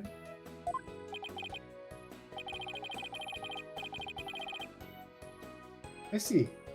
If you are in favor of it, Your Honor, then I have no objections. Know that you are going to hell for this. Even this mere monk can see that something disturbs the witness. I'll disturb you. The knife! Oh, thank you for understanding, prosecutors, Samadi. Apollo, you remember how to conduct a therapy session, right? Yep, immediately go to the settings and turn the audio way down. And then we start. You want me to lead the session? Of course. You're the lead on this case, after all. Yeah. Yeah. Now you want me to take charge. Now you want me to take charge. You want me... now you want me to take charge. This is a time that you want me to take charge on. Mm-hmm. Yeah. Okay. You got it. I believe in you. Fair enough, but... Do I need a refresher? Nah. We're good. Like I said, immediately go to the settings, turn down the audio. It's all smooth skating from there. I'm just saying. And it's nice that they gave you the option if you want the tutorial or not. Especially since it's a separate game, you know. Granted, yeah, this is compiled together, but this would have been a separate game. Well. And even if you were playing this together, who's to say that you didn't finish the first game and be like, okay, I'm taking a break. I'll come back to the next game. Yeah. Exactly. No, I think I still... What the fuck is a psychology? I think I still remember from the last time, so let's get right into it. Okie dokie. You ready, Widget? Let's do this!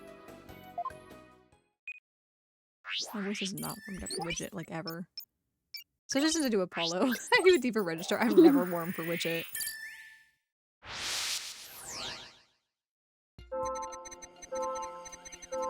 Damn. Fierce.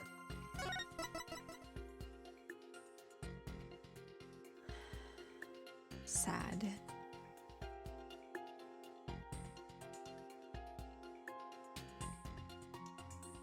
She looks so silly. She's looks like she's trying to hold back a laugh. Like, I just can't put on the evil facade. Your Honor, I would like to plead silly goose.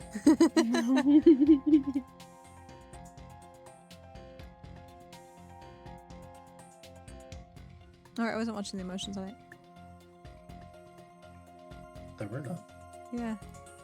Sad, sad. Nothing.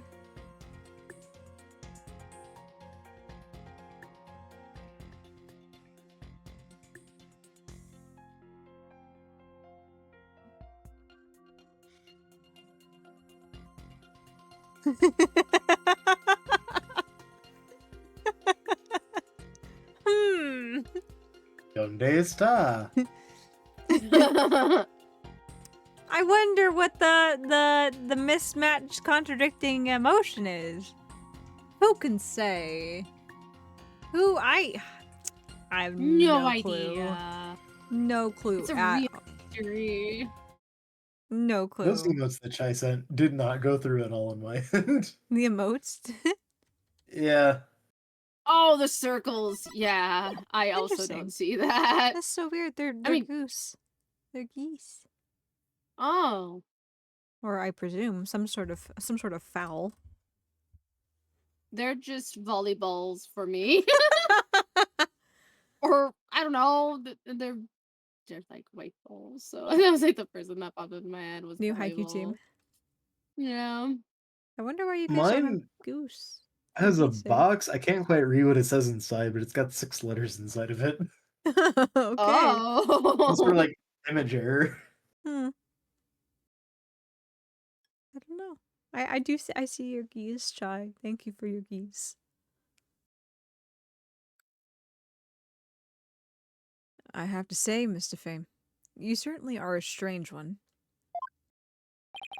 Even though you said I feel so bad about it, it seems like you were feeling happy about it.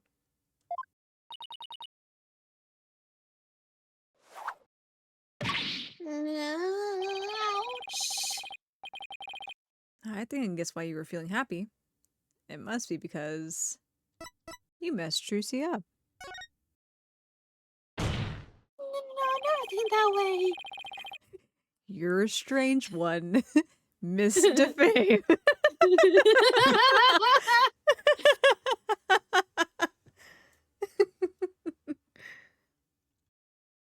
Not that time of year yet. Not that time of year yet. Yeah, it depends on who you ask. True. I do have that Max, like, plushie hanging out in here. Yeah? I think you were happy because you messed the defendant up.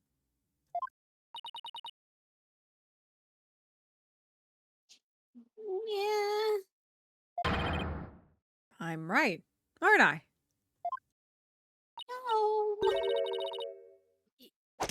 You gotta be kidding me. Why would I be happy I messed Druzy up? I'm a big fan of hers. Because we saw Like you. a voice chases every time. It seems pretty similar to me, at least. Like, Oh, when fair you enough. use your Bonnie voice, I'm like, oh yes, Bonnie voice.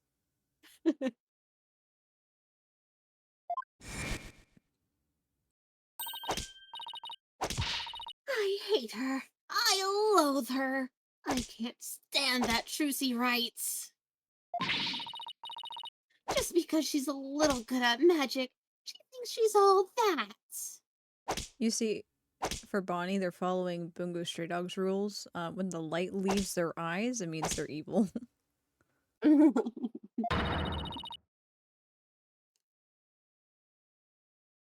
So this is exactly what that sniveling brat deserves.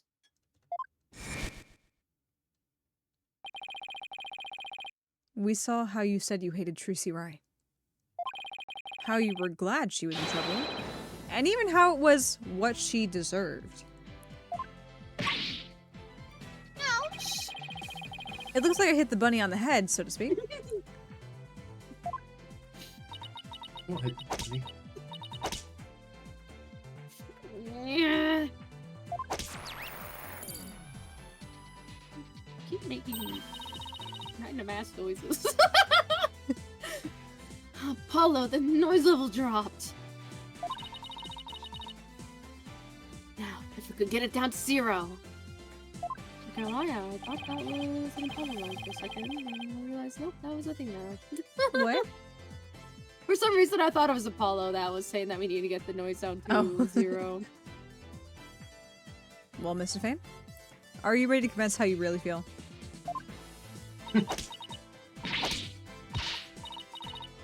What? What do you mean? I'm Bonnie. The sweet, cute little bunny. I'm a working magician working hard just to be like my idol, Juicy. That's a character I'm supposed to be. Yay!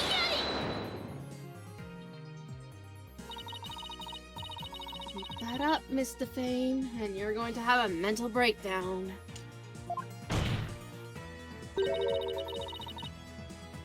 Just let yourself be who you really are. Oh, I really am? Just starts killing people. Damn. Two sides of you are fighting each other and doing you psychic harm. You see, there's 2 bunnies inside of you. In each and every one of you. I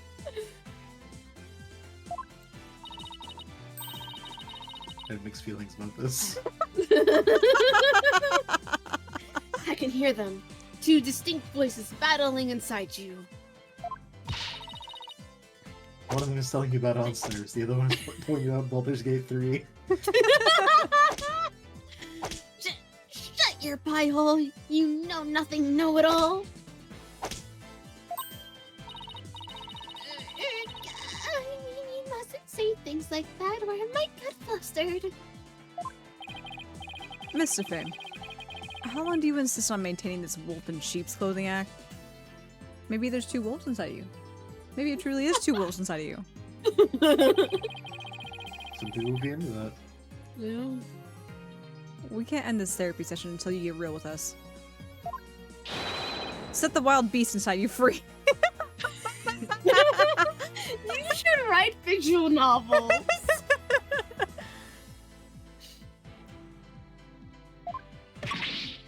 I'm on a roll tonight. Grr. Beauty and the Beast in one Enhance. person.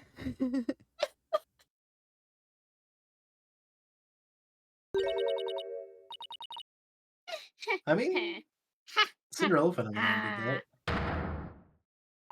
Kind of. Don't make me laugh. You don't know a dang thing about me. You want to see who I really am? Fine. Take a good look.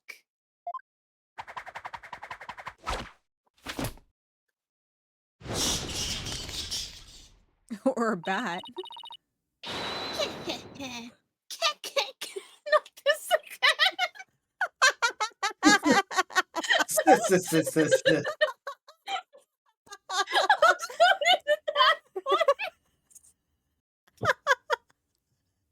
Weird laughter is like the trigger. Marion Scuttlebutt, a bat confirmed.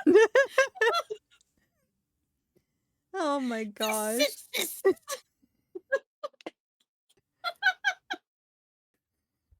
Specialty laughs. She does laugh a lot, so she's got experience.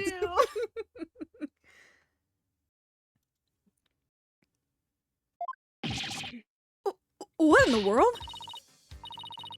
Sheep's clothing. You've got it all wrong. It's a rabbit suit I've got on. Idiot. And I'm not a wolf. I'm a blood-sucking vampire. A bat with fangs and wings.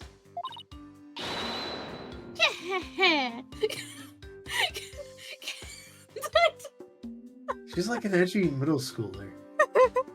She's in her toony phase. She really is. The thing is, the laugh is making me laugh because it makes me think of Miss Scuttlebutt, but also the can't makes me think of Ray Sakuma. You know, This is how he laughs. the first thing I saw too, I just think of Varka from Genshin being ka ka ka. Do you think Bonnie uses WhatsApp? What? Do you think Bonnie uses WhatsApp? Bonnie uses that WhatsApp. Why? Please enlighten me. I'm missing something. Why would Bonnie use WhatsApp? Because she's an edgy middle schooler. Okay. Would you like to laugh again, or are we gonna prep for the next one? Okay. It's laughing funny.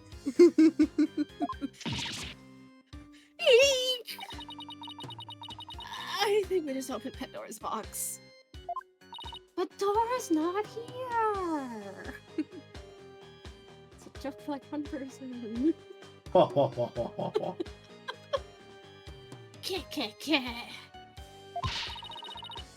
I'm finally done with that goody two-shoes cottontail act. I feel free as a bat. Oh, the lion's actually free as a bird. I'm a bat, you moron!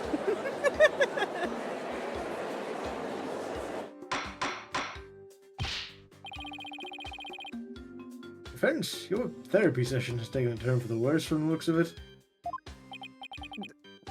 There's a perfectly good explanation for this. Isn't there, Miss Sykes?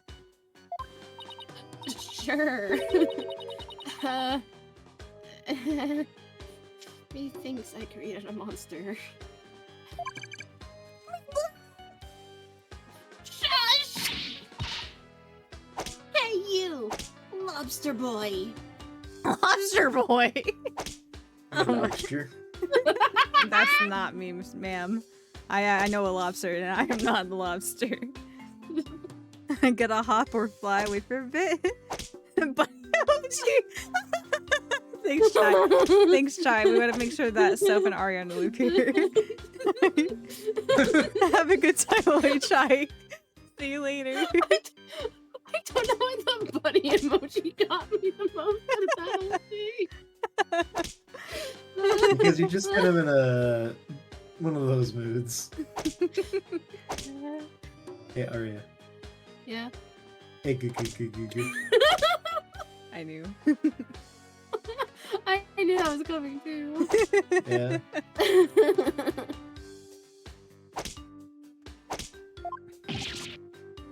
Nope, me. You think I'm glad Juicy's in trouble? And that I think she's getting her just desserts?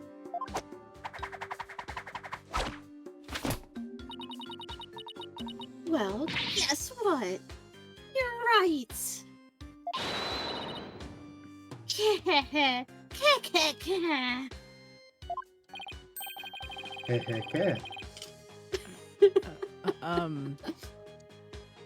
Does this mean you admit to wishing the defendant harm? Well, the bat is out of the bag now. It's actually the cat is out of the bag now. I'm a bat! Are you stupid? That mistake of mine was a work of art.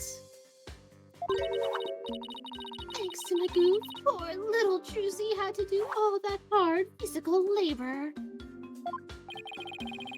When you say hard physical labor, what are you referring to? Because of Mr. Hat's new position, Juicy had to move both of those huge stage lifts. It must have been so heavy. Oh, what a riot!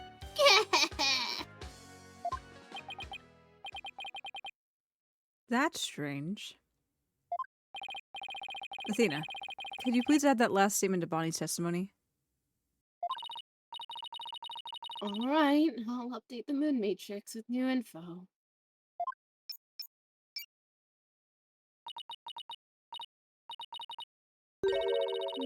Hey, follow? There's a new inconsistency with the testimony. Yeah, she finally slipped up. So, what do I need to do now? Well, from this point onward, you just do what you do best. I feel like this is going to be a backhanded compliment. Find the contradiction in the testimony and present evidence to refute it. Perfect, just on the head. I was waiting to be dissed once more. Alright. I've got you now, Bonnie DeFame.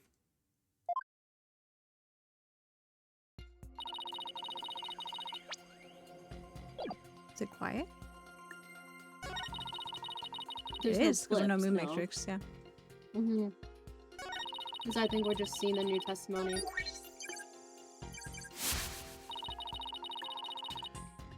You know what? Sims are right. Yeah.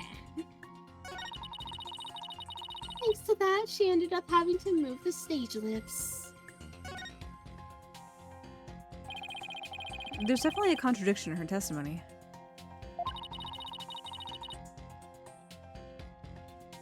So, just present the evidence like you always do. And since we found something, I say we can call the therapy session a success. You call Batsy McBatty over there a success? Cool, no blips. We can enjoy the Ew. the normal blink blink noises of the text without the constant throbbing, ever present pingings. You only need to worry about that if you need to look for the emotions. You know what, Serves her right. Thankfully. Thanks to that, she ended up having to move the stage lifts.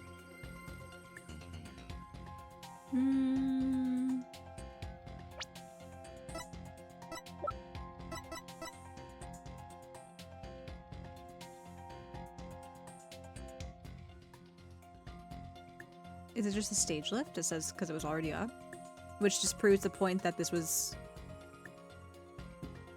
An argument I think can be made to be like, oh well, she put the body in there first, so she had to use the second lift.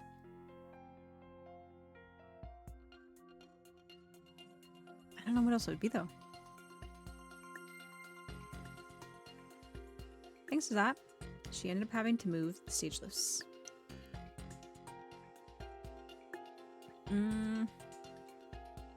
Unless anyone has objections, I'm going for it.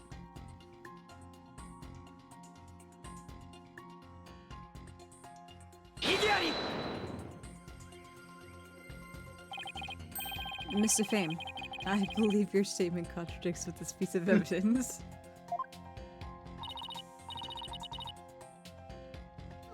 Really? And how did you do that? You mean you can explain, right?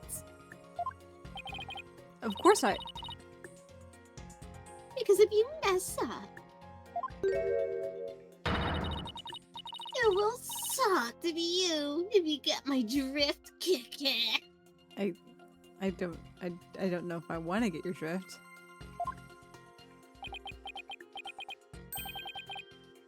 I can't do it. Just as I thought. I'm not ready to be her human juice box just yet.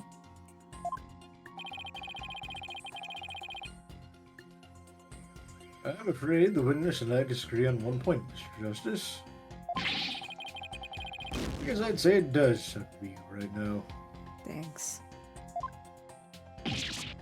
Ugh. Well, there goes a pint of blood anyway.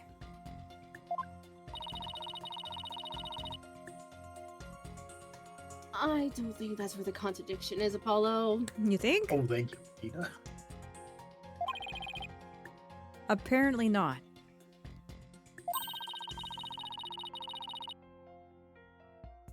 But there was that one statement where Bonnie let something slip. Right. The little hole in her testimony that we've been waiting for.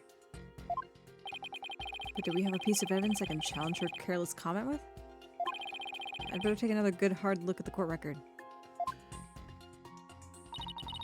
Ah.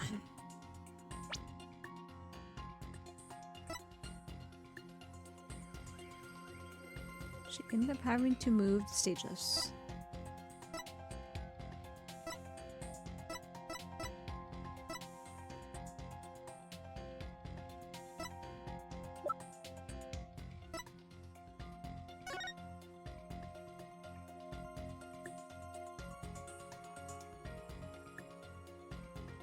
Ah! Probably this one.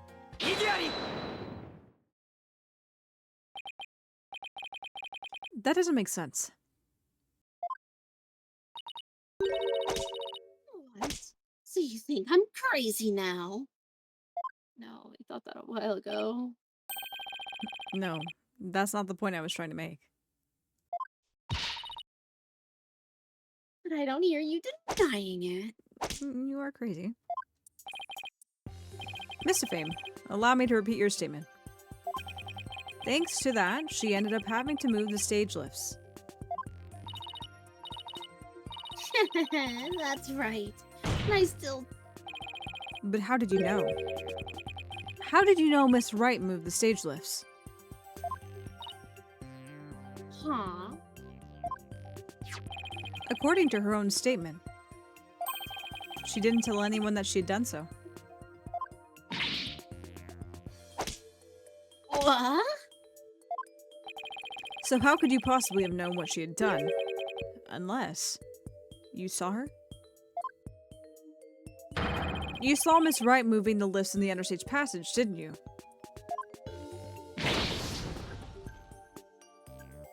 Yes! Well,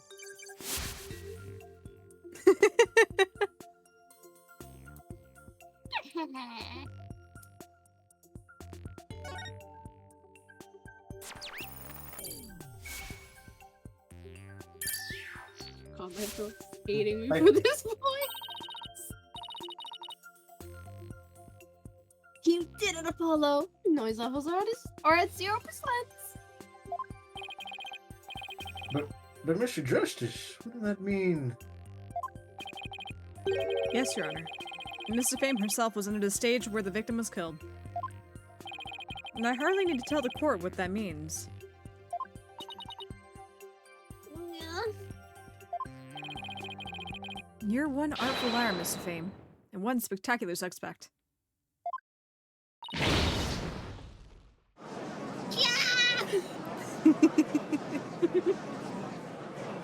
Have a good lark, Nate. Oh, good lark. Oh, why, you shiny red lobster boy. I don't work for Red Lobster, thank you, ma'am. They still exist. They do. They have like a whole like rebranding of the menu and stuff, and I've heard it's Wow. potentially sparked some reinvigoration into the brand. Huh. I don't know. I don't have one near me, so I can't tell you whether or not it's actually been successful or not. Fair. You're saying I killed Mr. Ruse? I'm Is that his saying, name right? Hmm? That's how you pronounce his name, right? yeah. I think it's meant to be Okay. like ruse, like someone's. Gosh, it's almost 11 o'clock. I can't come up with it. Ruse, like something's afoot, like someone's fooling someone. Okay. There's a plot at hand. There's a ruse. Okay. The game is afoot. Elementary, my dear Watson. I'm saying that it's a possibility. What's more, I say you had a solid motive to frame my client for murder as well.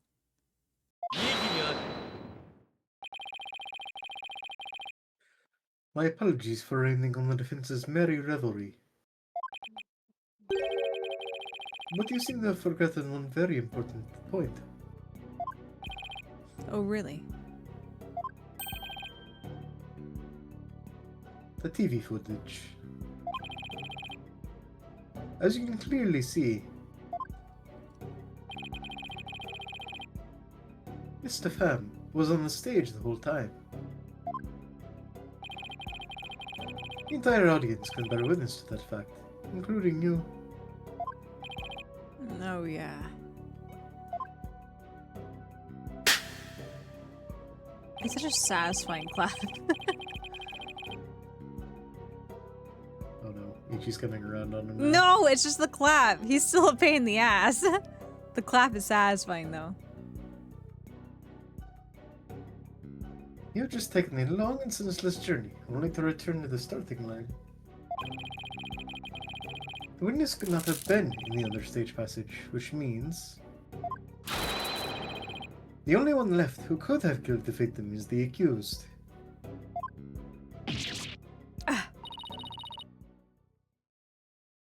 Yes, the party's over. Yeah. But Mr. Fame knew something she couldn't have known unless she was under the stage. How do you explain that, Prosecutor Salmani? It's quite simple. The accused must have told Mr. Pham about it, but then forgot. Nah.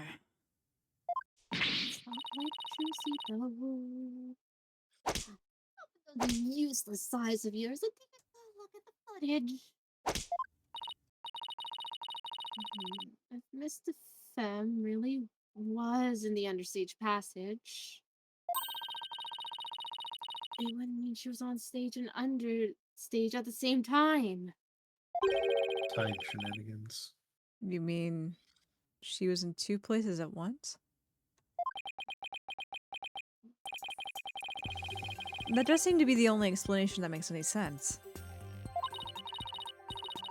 It may be an explanation, but I'm not so sure about the make sense part. Then we'll just have to make it make sense. Your Honor, the witness was both on stage and understage at the same time. That is the defense's assertion.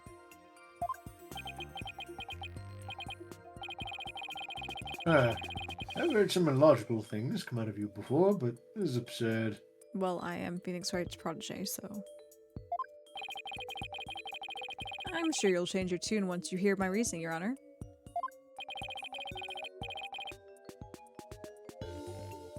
Gut tells me you're bluffing, but I'll bite. Why is it only ever with the defense that you're like, you're bluffing defense and never with the prosecution? Because he has cool mind powers. I've got cool bracelet powers. My eyes pop out of my head. Hogwash. Very well, Mr. Justice. How do you explain how the witness was in two places at once? She teleported.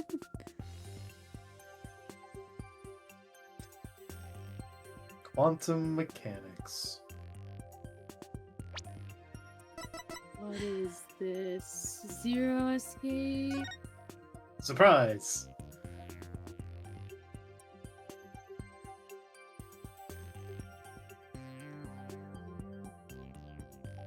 I'm trying to remember how the sequence went.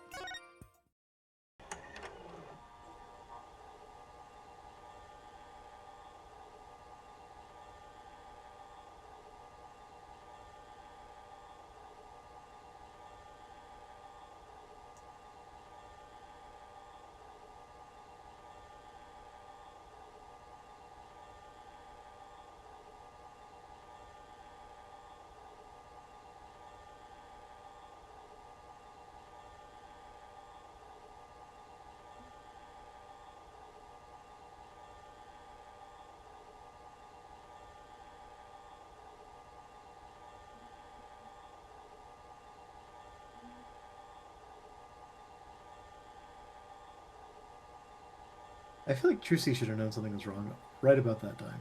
Yeah. Well, what if she didn't actually stab him? True.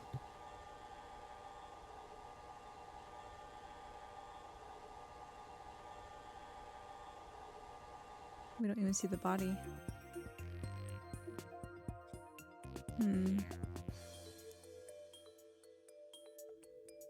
How do you explain how the witness was in two places at once?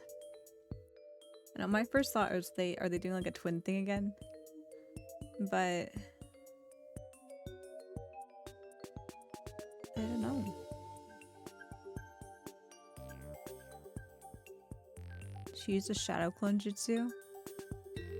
Obviously the answer. There was something that got hoisted behind her at one point. Yeah, Because there's a shadow that flew up. we speculate to be Mr. Hat, but it could be something else.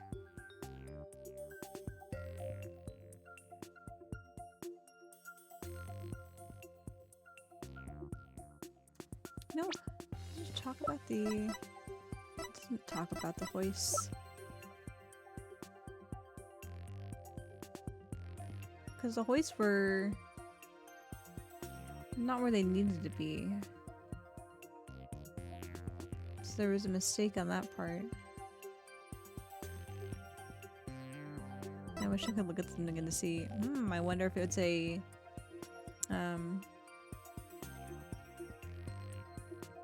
what's the word? A counter weight type of thing? Mm-hmm.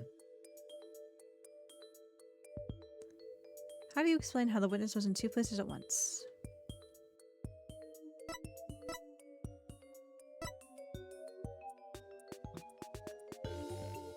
Mission's prints from the victim and Bonnie. A set of unknown prints were found on top.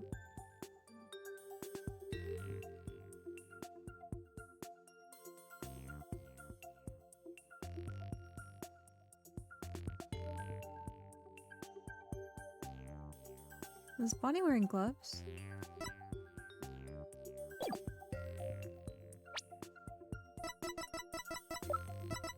What the whole thing? Was she wearing gloves? No, she wasn't. Yeah, we could find her fingerprints. Yeah, I just wasn't sure, like, because the tape had Trucy's fingerprints on it, but we said that, oh, she's gloves, so obviously it didn't have anything to show. So I was thinking that kind of same mentality of, like, Bonnie's prints are on the coffin, but granted that could be before the show, true, but if she had gloves on during the show, then it'd be like, maybe there's more to look at here. I'm just trying to figure out what would be the logical...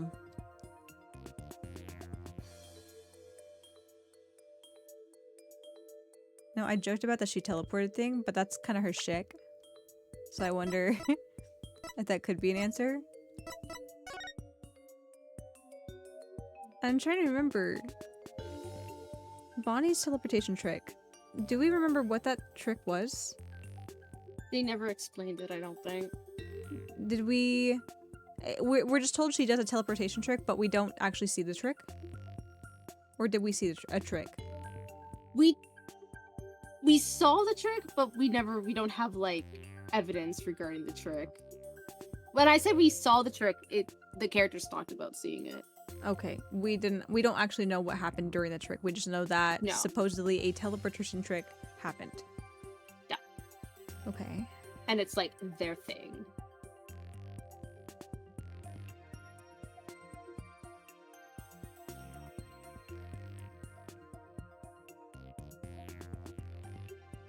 Which maybe the teleportation trick is twins.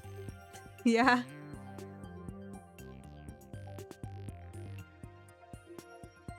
I know, I feel like we're getting real into the end of Trials and Tribulations. Back with the same kind of sweetness to evilness with Dahlia. Yeah. Feels very reminiscent. And so we pull twins back into this game. We're like, oh my lord. She teleported. There are two Bonnies.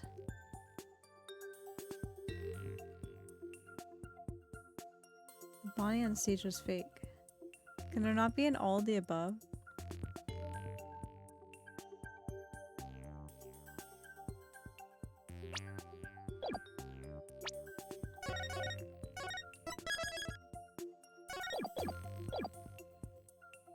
Ha! Part of me wants to say she teleported. Because that's her thing, you know? And while it's like, oh, well, she can't actually have teleported, but this is quote-unquote terms in relation to the trick that she does. Also, it's Ace Attorney, so there'd be like are you insane, Apollo? And he's like, no, I'm not, and then explains it. Oh, let's see. Let's not forget that Mr. Fame's specialty is teleportation magic. With teleportation, she can be in two places at practically the same time.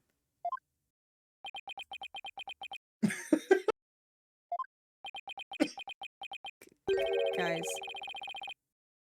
So, you believe that teleportation actually exists? No, you dumbass! It's a trick! Well, you know what magicians always say about their magic. It's all real. No tricks or gimmicks involved.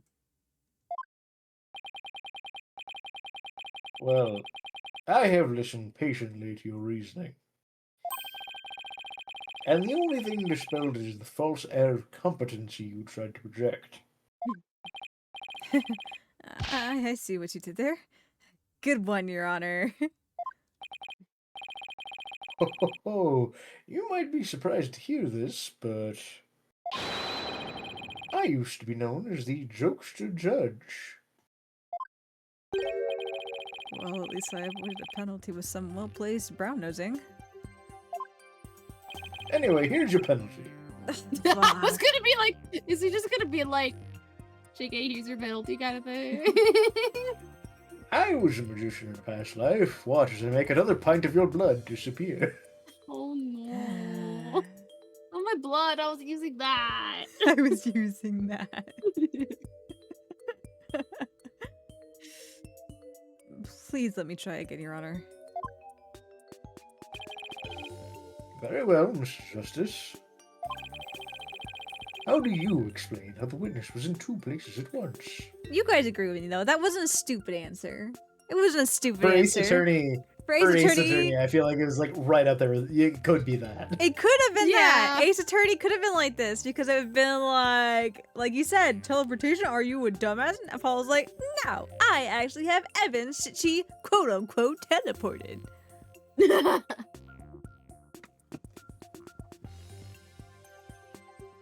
Okay. I guess there had to be their two Bonnies. I'm not sure if the Bonnie on stage was fake. I feel like... Well, okay. Too animated. Hmm? Well, I guess Mr. Hat was animated. Oh! Maybe that's why Mr. Hat was in the wrong spot. because there are two Bonnies? Like, maybe they're both marionettes. Oh. Okay. No, hold on. I don't want to make you guys watch this again, but I want to see this again.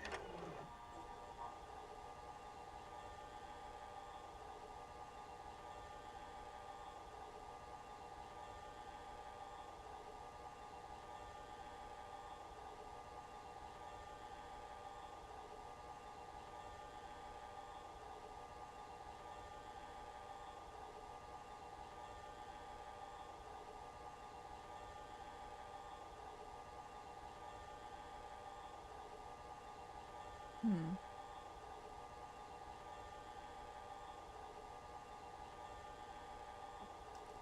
Maybe I'm just overthinking it too. The shadow placement is kind of strange. To see Mr. Hat zip up on the left side, like from the audience perspective, the left side of the coffin. Because granted, they have a bunch of lights everywhere, but one would presume that the shadows that are showing, like, I guess the gating looking shadow, to be from the set piece on the left side, not the right side where Mr. Hat went whoop, supposedly. But I could just be overthinking it. Also, there was a second shadow when the dragon fell down. Yeah. So even if that first shadow was Mr. Hat, then Another something could have been snatched away. yeah. Hmm. But also, no one's talked about the shadows at all yet, which makes me wonder when that's gonna happen. Right. Oh man. I guess this is a good time, Annie. We can think on this a little bit more, since we've hit the top of the stream hour. So let's go ahead and take our early ad break to get the pre-roll ads off for you guys. And we'll be right back after this. So hang tight and we'll try to figure out what's going on.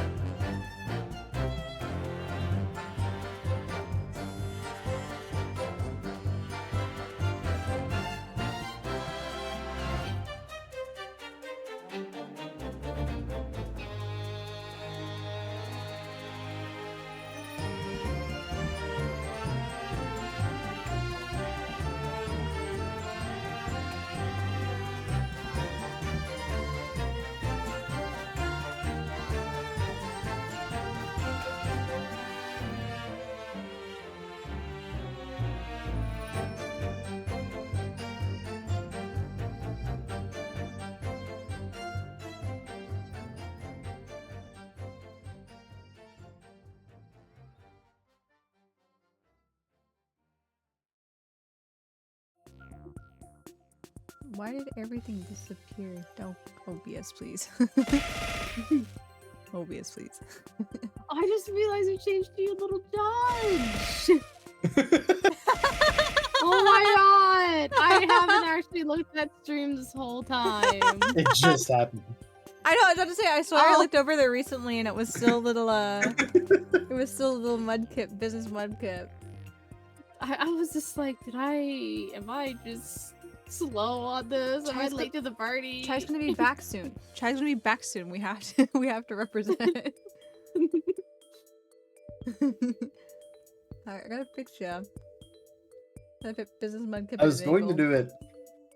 I was going to do it last week because we all were using Chai art Mm-hmm. because you were on PNG sheet. Yeah.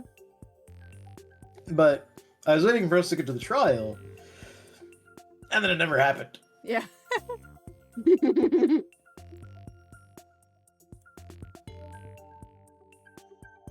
I think it would be fun. Like, I like it as a PNG, you know? But I also like having a model that moves because it's more expressive. But Mhm. it'd be super fun to get a movable model of a polio? I don't know.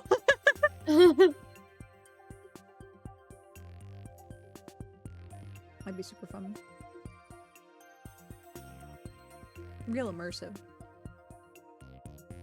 I'm not just a lawyer. I'm your lawyer, and I'm fine. Okay. Yeah, you are.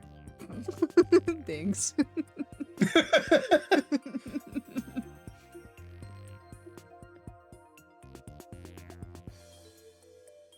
Okay, how do we explain?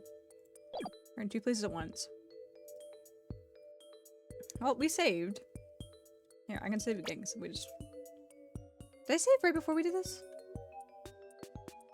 I don't know.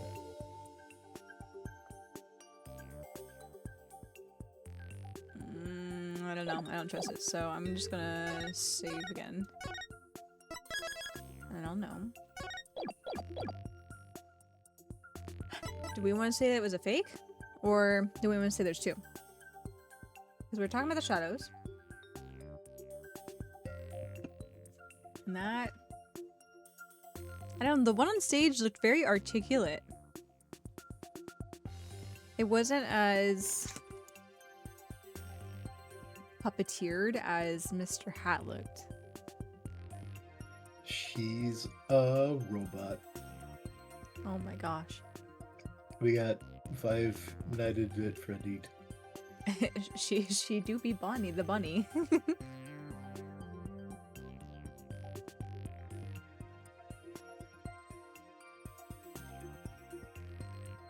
Bonnie on stage was fake. The two Bonnies. Two Bonnies. Bonnie on stage. Oh, Bonnies. Bonnie on stage was fake.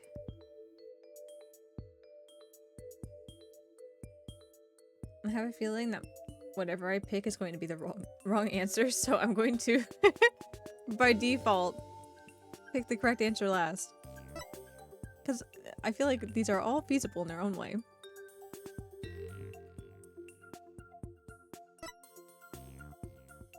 I also all feel like they could be the same answer. Yeah? Yeah, I was thinking that. They all feel like the same answer, more or less. That's why earlier I said, is there an all of the above, all of the above option? That'd be nice.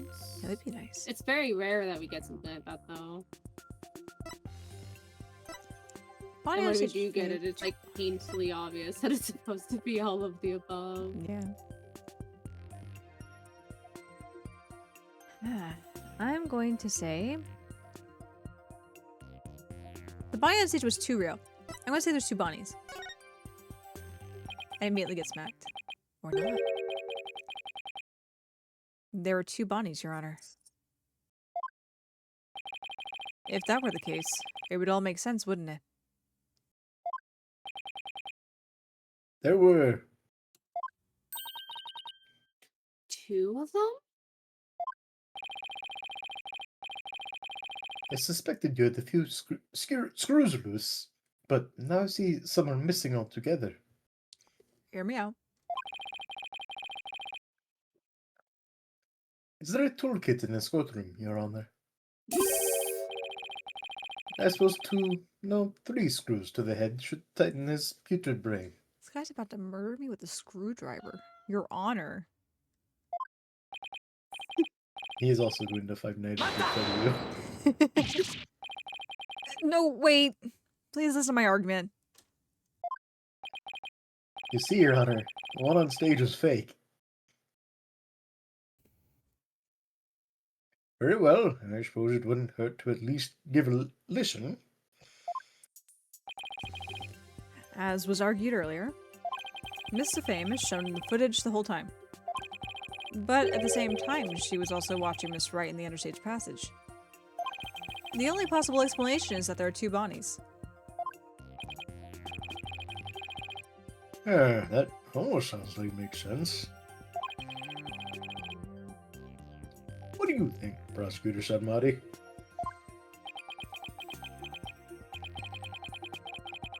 This humble servant of the Holy Mother is of the opinion that we should lose no time in replacing the defense's many lost screws.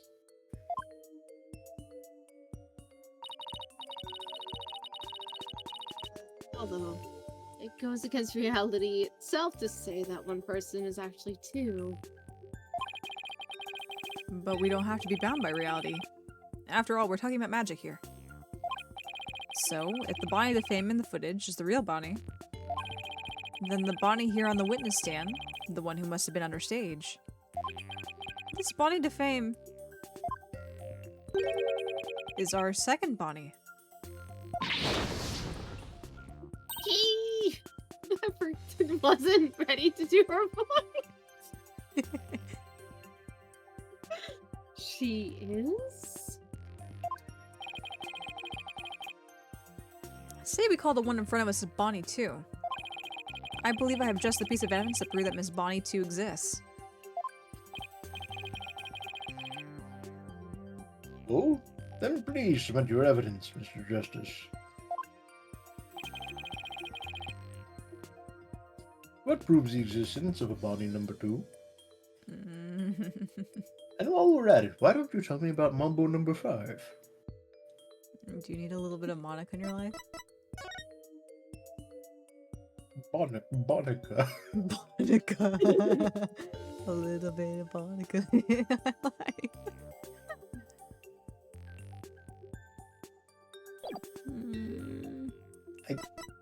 Is it That was my first thought, but I don't know that it really proves it. Yeah.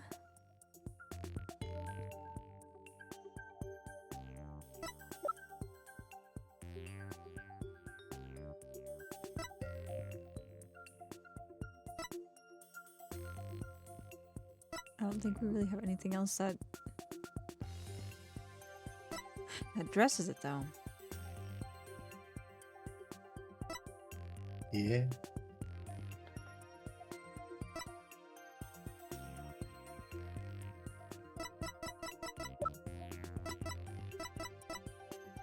I'm just gonna go for it.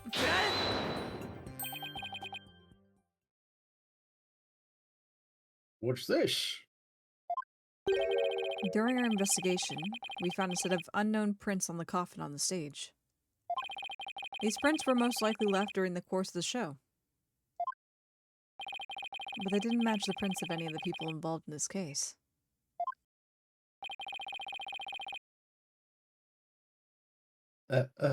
An unknown third party's fingerprints. Oh, didn't do your homework on that one? I was not told of this. Well, you didn't ask them to do this. We must have kept it from him. So the question is, who could these prints possibly belong to?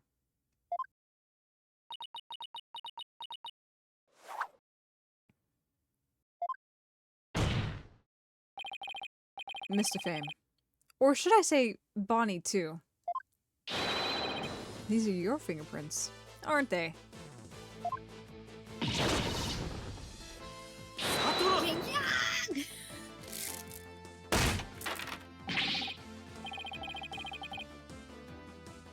He nailed. Is he sad, man? Enough of this foolishness. One person could not possibly be two. His fingerprints could have been left, not only during the show, but at any time. It's not like you to lose your cool like that, Prosecutor Sadmani.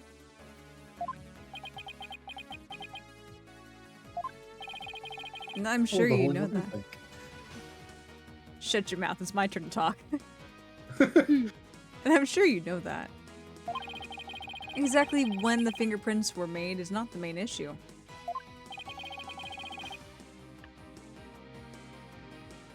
What do you mean by that, Mr. Justice? The issue is, who do these unknown prints belong to? They're certainly not Bonnie DeFame's. But what if they belong to the person standing right in front of us? Oh, you mean Bonnie number 2 is the second Bonnie? You couldn't have extrapolated that from the name I literally gave her like less than 5 minutes ago? Is that what you're implying? Sir.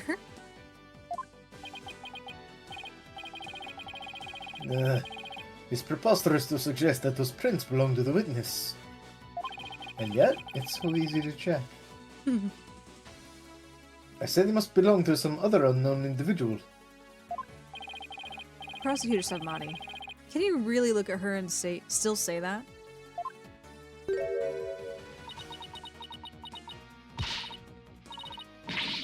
What are you looking at? Take a picture. It'll last longer. How could this be? If we check her prints, I'm sure they'll match the unknown set. Well, Bonnie, these prints that don't belong to the real you belong to you, don't they, Bonnie number 2?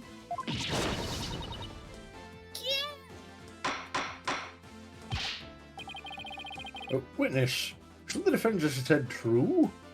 For once in his entire whole life? It's not the first time, Your Honor! 5 minutes. Fingerprints are 9. Does that mean you aren't Bonnie DeFab? What? Ridiculous.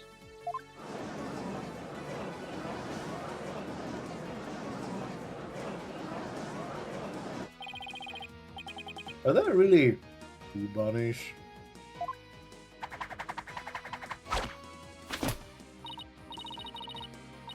No. There's only one Bonnie. That's because I'm Betty. No, not Betty. Betty. No, it is Betty. Wait. Fuck. It is Betty. My name is I'm batshit crazy.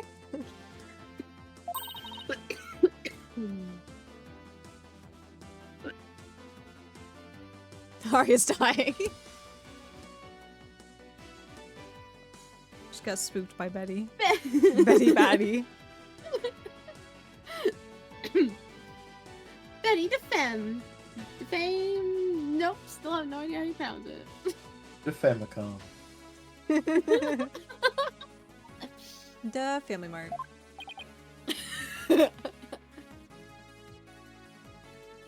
What? To be fair, I've also read like Bonnie is Bunny, so me misreading Betty is Batty doesn't make some sense. I I mean, wonder. to be fair, that is the joke too. Yeah. Yeah. Ladies and gentlemen of the court, it's time for a wondrous magic show. Yes, Judge Soph. Shakespeare. Welcome back, Chai. According to the Oratrice Mécanique de Lys Cardinal. You do like the water laser. That is true. My Power Wash Simulator. Yeah. I was gonna say, Thanks, that's man. funny because you're a cat. And cats are supposed to hate water. But they like lasers.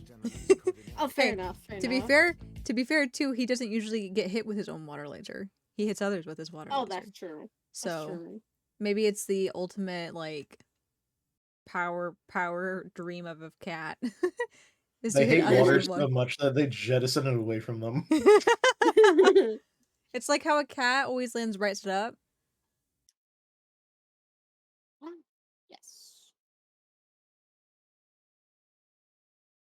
Could you imagine if cats had like spoon physics? Or if you blasted them with water, it just curved it back at you? Oh no. Oh jeez. You're like, bad, get off the couch, and you start squirting them with water, and all of a sudden you're being squirted with water. You're like, what the hell? What is going on?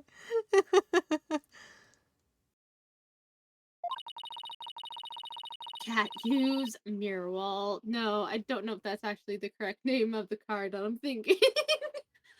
What? I don't know. There's usually like a deflect card, and my first thought was like magical. Agile cat deflection card. Gasp in amazement at this lagomorphing illusionist performs her teleportation magic. Watch closely. It's showtime.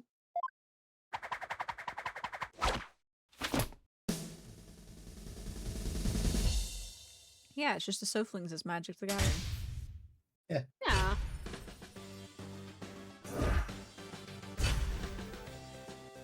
Get off my desk.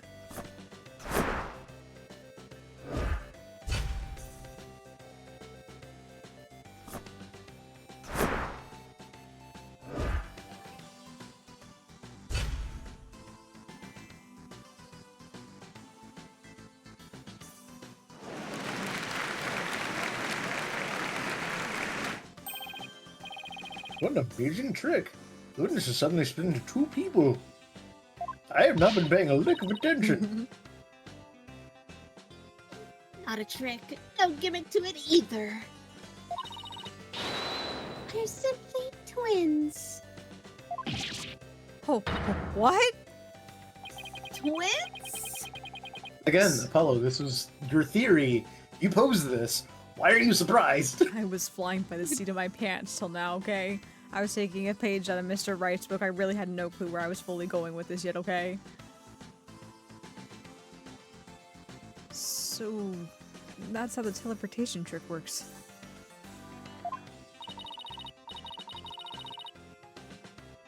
Ever since her debut, I had to hide or pretend I'm Bonnie. All cute and sweet and goody-goody. I can't tell you how stressful it's been. But I don't have to hide anymore. That's right. Our days of sneaking around are finally over. Their cover is blown, but they actually seem pretty happy about it. So, which one of you is the nice body the family met in the dressing room? That would be me. And the sharp-tongued Bonnie we saw with the ratings barrage under stage was... Hey! Who are you calling sharp-tongued? It's all starting to make sense now. Fingerprinting results updated in the court record. That makes me think Bonnie has no idea what's going on. Bonnie's like, what's going on? Don't worry about it, Bunny. Okay, yay!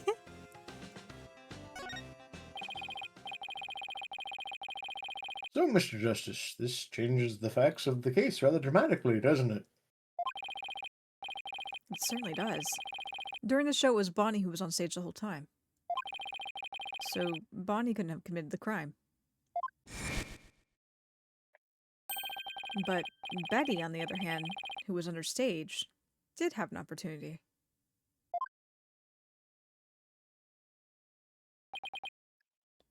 Yeah?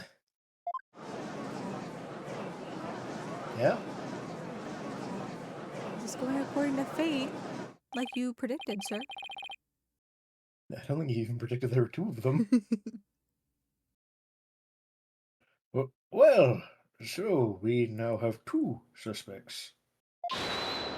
Yes, sir?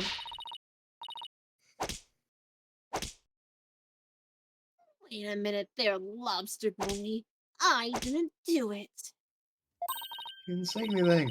Right. Betty may have a foul mouth, but she'd never kill anybody.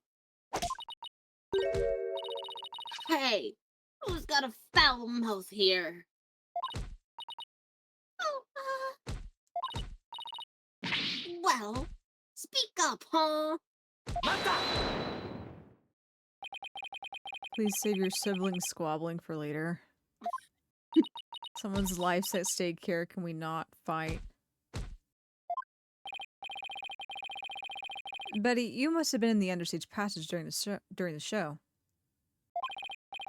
Otherwise, you wouldn't have known about the stage list being moved. So what exactly were you doing down there?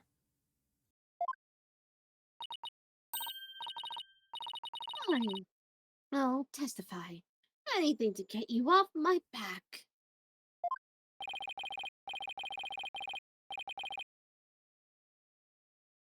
Prosecutor Sunmari, Betty DeFarm is ready to testify. What do you say?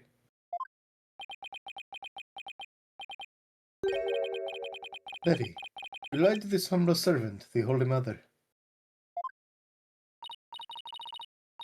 Hey, what else could I do? I can blow our cover and ruin our magic act. Besides, am I gonna go to your twilight hell or whatever for being a liar? You will indeed. However, it won't be after your death. Rather,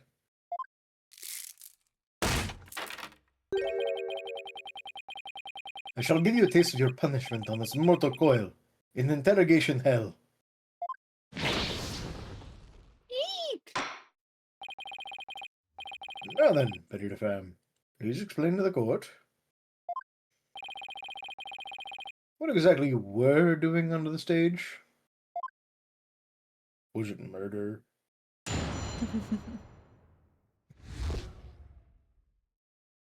What happened under stage? It's true, I had business in the understage passage because of the upcoming trick. It was the fight trick, right? The one Mr. Roos was supposed to do? That's right. It's a very dangerous trick, so I had to make sure we were prepared for it. It was in the script, and I really wanted to see it, but I couldn't because of the accident. Shut up! I couldn't give it away. Anyway, I was real busy. Way too busy to have a chance to kill Mr. Roos. Maybe they're both in on it. Never mind. Well, that was certainly different.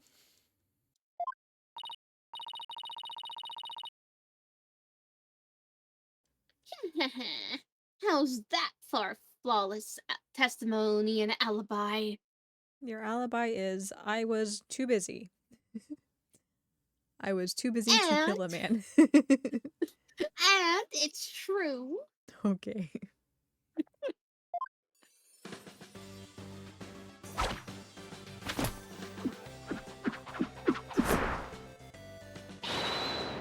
Poor Bonnie. Our magic is real.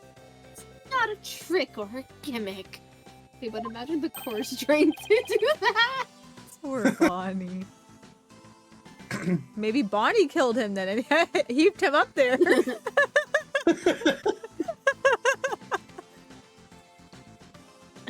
Oh my, she's floating. You'll float too.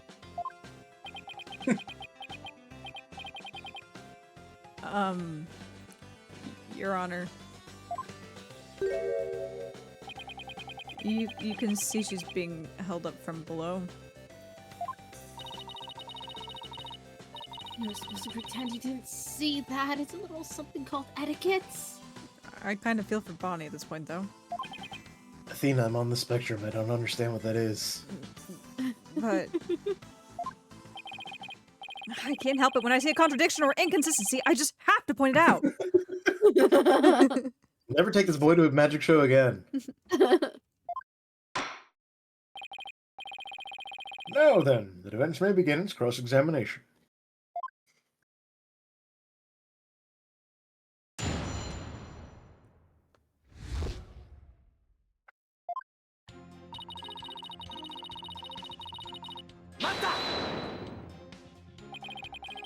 If you were in the understage passage, which, need I remind you, was the crime scene, then you most certainly should be counted as a potential suspect. But I don't have any motive to kill Mr. Roos. But you, by your own admission, hate Miss Ray. When she was arrested as a suspect, you said it was what she deserved.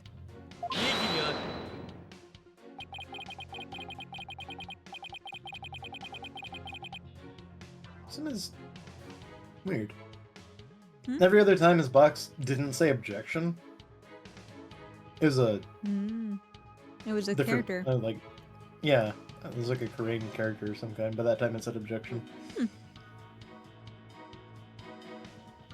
So you believe the witness killed the man simply due to her dislike of Trucy, right?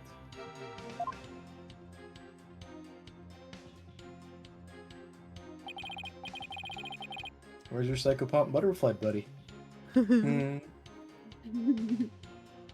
As a motive, is that not improbable at best? But what if her hatred caused her to bear a strong sense of malice against my client?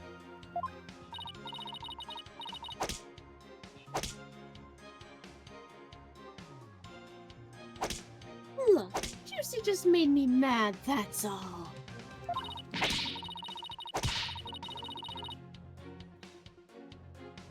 I mean, even though she's younger than me, she's got so much more skill and popularity. Do you have magic panties? And she's cute besides. Yeah, makes me so mad. I wish she would drop dead. Penny, don't talk like that. Special word. Shut your yap. Toxic Yuma. They're sisters! No! Unless you're talking about, No! Betty, Yuri the unless you're talking about, sisters! Betty and Trucy. Okay, Betty and Trucy, sure. Just don't Yuri the sisters. Oh my god. I'm gonna go to Aria's channel and I quote, "Be right back." Actually, I can't. We're on quote 69. It has to be something good.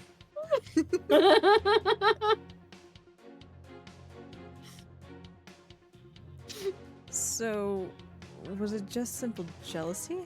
Okay, to be fair, you said that, and Aria saw that whenever Betty was over here like bullying Bonnie. So Yeah. There's also slight delay. That too. Say, Betty, for that new trip you were getting ready for,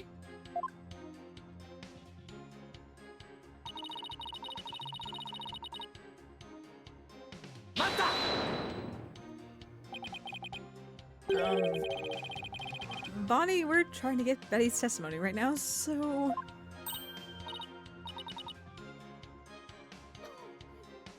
sorry. you can step down if you'd like. Sorry about Betty, though. She can lose her temper and say awful things sometimes. Hey, what are you, my mother? Don't forget, I'm the older sister. You got that? Yes, I got it. They would make Bonnie Bonnie's own mother. What? That if Bonnie was Betty's mother, then Bonnie would also be Bonnie's His mother. mother. We don't need to get into that. Thank you. I guess I'd worry about Mount Betty constantly blowing her top of Ira Bonnie too. So, Betty, you were down under stage getting ready for the fire trick, were you?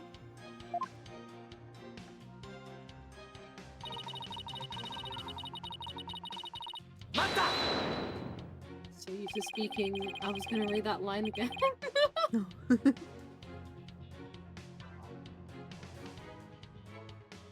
And you were taking every necessary precaution, is that right?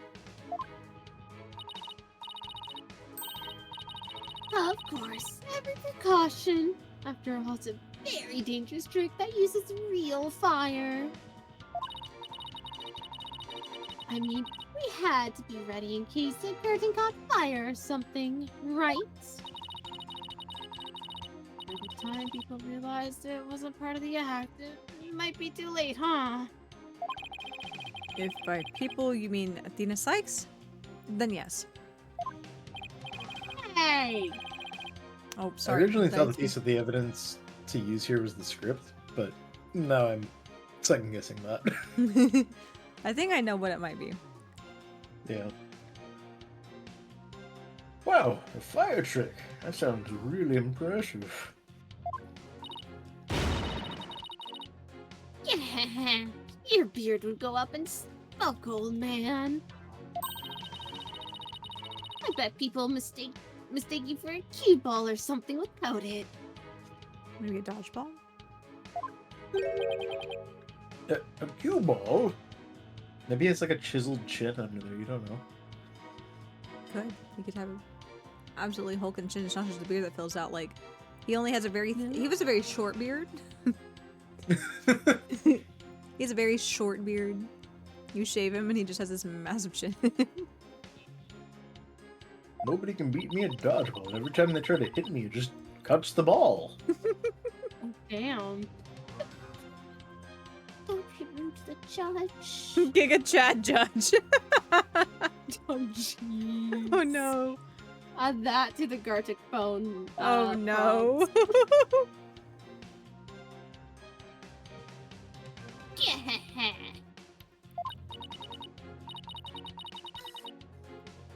You know that fire trick? The one we're literally just talking about.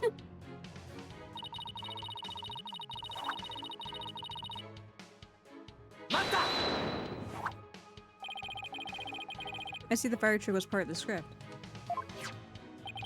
It seems Mr. Roos was scheduled to perform it later in the show. Did you not get to see him practice it beforehand?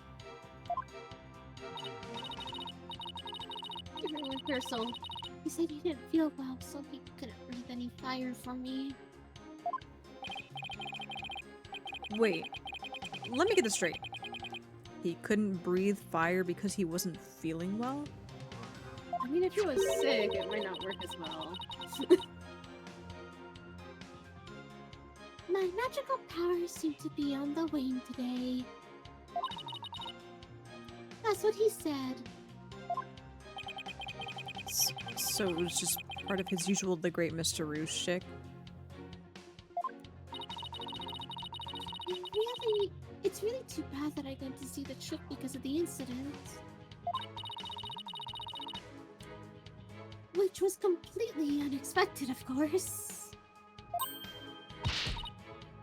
But, hey!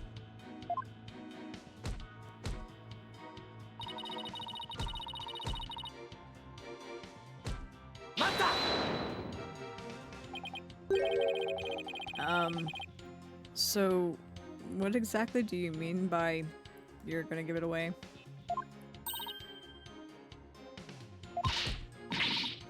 See, Bonnie, your big mouth. Now Lobster Boy wants to know what we're talking about. And I think that's part of the testimony cross-examination phase. I'm sorry.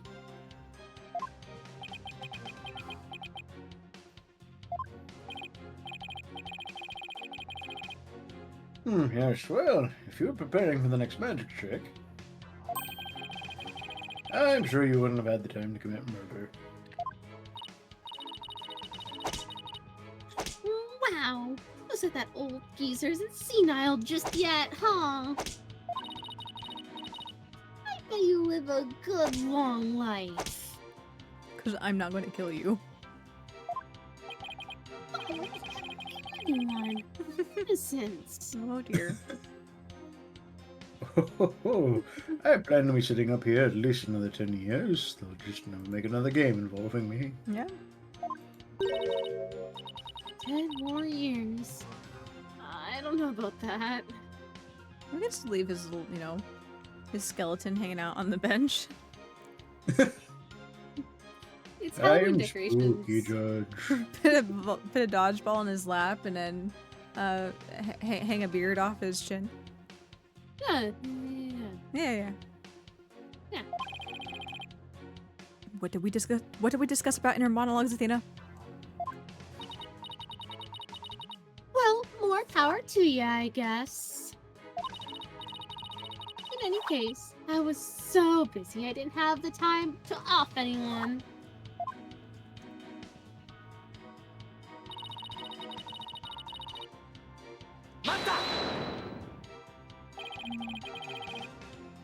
Are you just trying to cover for Betty? No, of course not. I believe in my sister.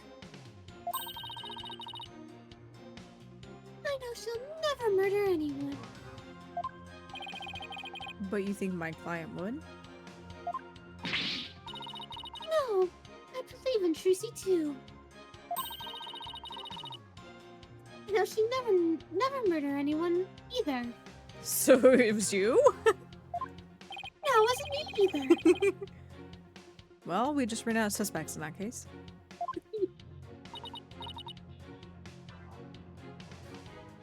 Yes, but... See, you should have kept your mouth shut, dummy. You're just making a fool of yourself. Just be nice and quiet, like a good little bunny. Got it? Alright, I guess I'm no help. Oh boy. It's impossible to get anything out of Bonnie with Betty right there. So Betty was too busy getting ready for the next trick to have time for murder, huh? There has to be some way to prove that. There must be some way to prove that that wasn't the case.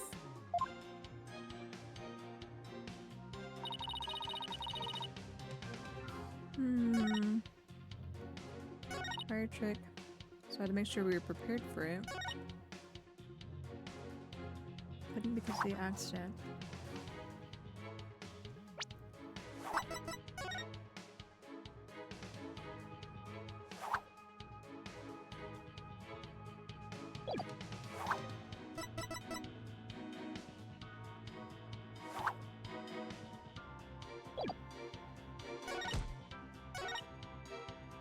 Yeah, way too busy to have the chance to come to roost. Sorry, it's a very dangerous trick, so I had to make sure. I didn't see your name phone. Why are you so sensitive? It's a very dangerous trick, so I had to make sure we were prepared for it. I have a feeling it was the bucket. Yeah. Because it shows that she was not preparing it, because not only is it empty, it's lined with dust. Yeah. So that's my thought here. And I feel a little too confident about it. And I feel it's gonna backfire. Oh, the music stopped, thank goodness. I hate to break this to you, Betty, but there's a big flaw in your testimony. As big as the one in that floating trick you did earlier.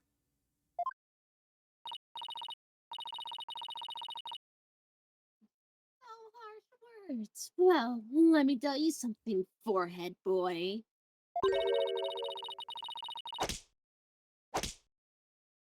No one has ever figured out how we do our teleportation trick. No one except me, you mean? Well, we have even better tricks up our sleeves. Huh? We do? I told you to keep it zipped.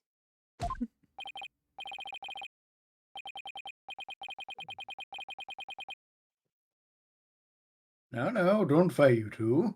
This is about a flaw in the testimony. The script has this to say about the fire trick. This will be dangerous. Make sure the fire bucket is ready. However, we found the fire bucket lying empty backstage except for a layer of dust.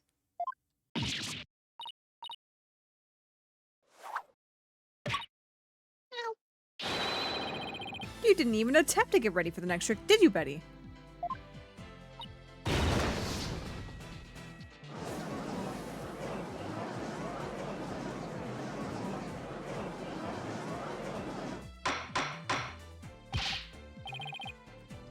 Betty the Farm, you'll explain yourself.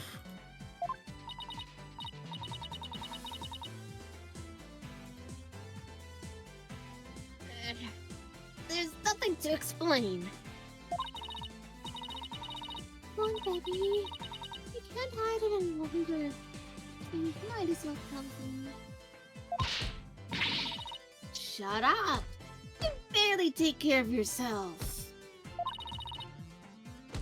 Don't try and tell me what to do. Well, if neither of you will explain, I guess I'll have to. The reason Betty didn't prepare for the fire trick is because she was afraid of fire, knew the show wouldn't go on, was slacking off. Just a procrastinator down there. I'm gonna hedge, knew the show wouldn't go on. Don't smack me. Please don't smack me.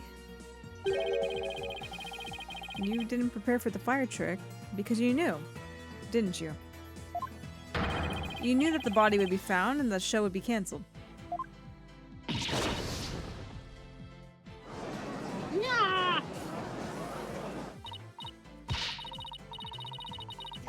Don't be ridiculous, you insignificant speck of a man. Gonna yank those lame bangs of yours off. Is that what you want, huh? Leave my hair out of this. Whatever. They can grow back. Now stop stalling and just tell us the truth already.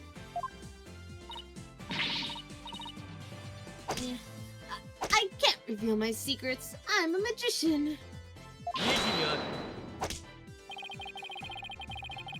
You've been chasing the shadow of an illusory culprit defense. And having chanced upon a convenient target, you have let yourself get carried away. Okay, but there's no good explanation for this. There's no good explanation for this. They need to explain themselves. What is she doing down there not preparing?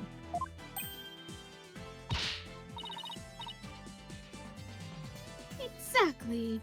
Where's your proof, huh?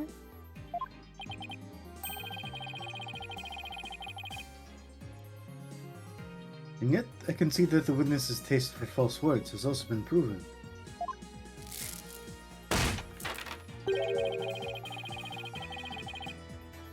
I advise you to confine your deceitful trickery to your magic act, witness. Deceitful trickery?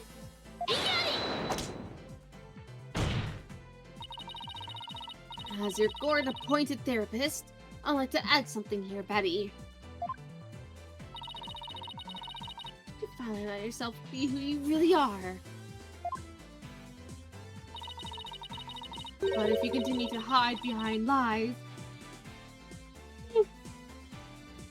you'll be imprisoning your heart all over again. But all these questions mean you're just trying to put me in prison for real. Well, if it wasn't you, then you don't have to worry. We're trying to get to the bottom of this. So, I'll be behind bars either way. Does that mean you're admitting your guilt? No. Of course not. I can't believe you people. Every one of you thinks I did something I didn't do, you. You keep lying. Lobster boy, you ball geezer, headcase brat, Cerberus monk. Why is he Cerberus monk? Did I misread it? No, it's correct, yeah. Okay. I don't know why he's I'm questioning why she's nicknaming him Cerberus monk. Cue ball geezer? Headcase brat. Really? Betty, calm down. Come on now. Deep breaths, deep breaths. Huff, huff, huff. Look, I'm not the murderer, I tell you. Then how did you know the show would be called off before the fire trick? I told you. We can't reveal our secrets. We're under contract. Contract. What is she talking about? Be that as it may, you're obviously a suspect in this case. 利益にある。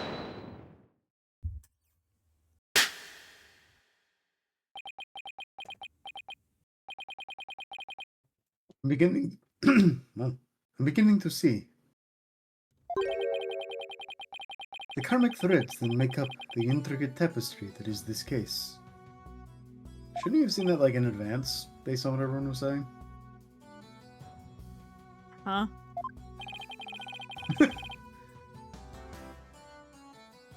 Allow me to summarize your assertions, defense.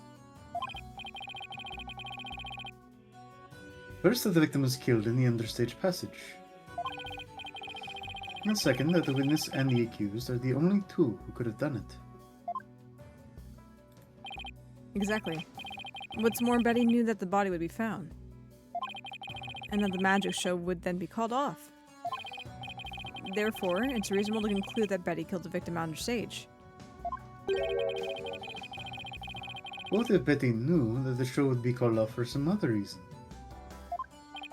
Like what?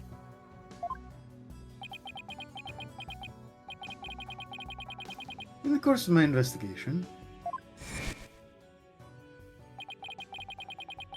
I found it strange that the dragon set piece fell when it did. That, in conjunction with the body tumbling from the coffin in such dramatic fashion,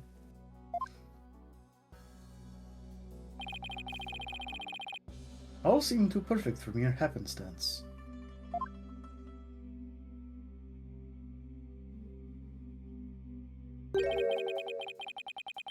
It was as though the entire chain of events had been planned out in advance. I think we'd already kind of concluded that from the beginning. So the murder was premeditated. Got it.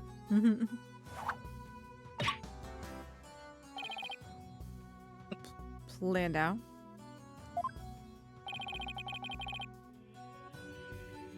After deciding to take this case, I scrupulously studied everything I could about the mass media in this country. I'm sorry. What the fuck is a Twitter? Don't worry about it. I read the newspaper, old news reports, even browsed tabloid magazines. How very industrious of you. I'm impressed. During this process, I learned about a strange practice favored by the TV world.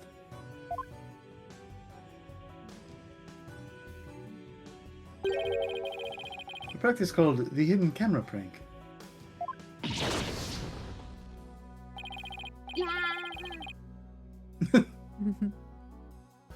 Betty and Bonnie, You know about this, did you not? About the dead body appearing, the set piece falling, the show being suspended. You two were informed of this plan. By Take-Two TV in advance, correct?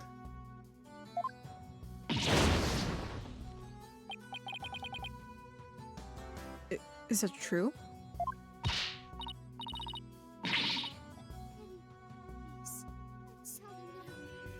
Can't hold it in anymore. Poor Bonnie. Betty's muting your microphone and sending you off into the distance, Bonnie. You can't speak. Oh no! Oh no! Betty, please, let's tell them now. I can't hold it in anymore. Dang it. Fine. Got us. Everything the prosecutor said is true. The TV station paid us to cooperate with them on cooperate with them on this plan. It was all a prank. A big setup planned out in advance. Mr. Roos showing up dead in the coffin. The set piece falling down. It was all completely scripted. Though he wasn't actually supposed to be dead. It was all... A prank? Bonnie, is this really true? Yes, Mr. Roos was supposed to be dead. That's how it was supposed to go. So he was in on it too?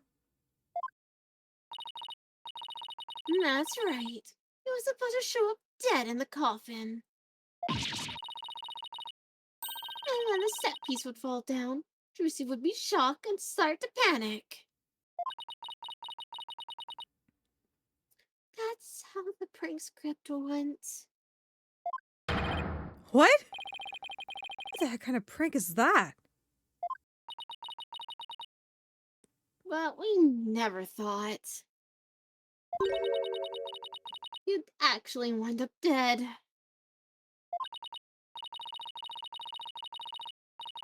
Yeah, that was the only thing different from the script.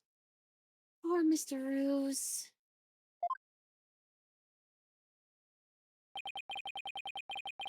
I'm so completely lost right now.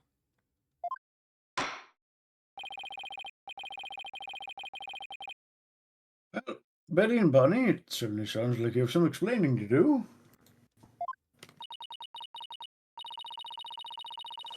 All right. I guess desperate times call for desperate measures. Just this once. We'll share how it was done with you. So listen carefully. You never hear this kind of thing anywhere else.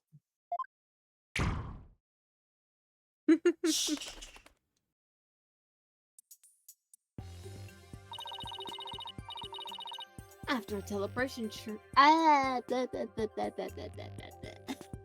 After a teleportation trick, I went down under stage.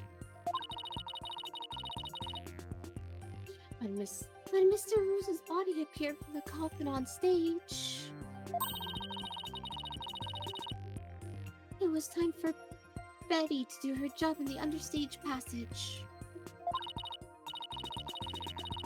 That's right.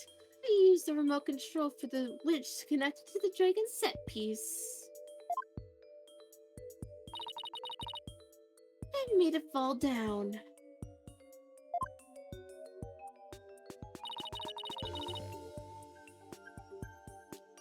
And just before the dragon fell, I called Juicy to the backstage so she wouldn't get hurt. After that, the plan was for Mr. Roos to come back to life in front of a panicked Juicy. You were supposed to laugh and fly up and away. That was how it was scripted anyway. But for some reason, he really did turn up dead. So he just kind of stayed on the ground.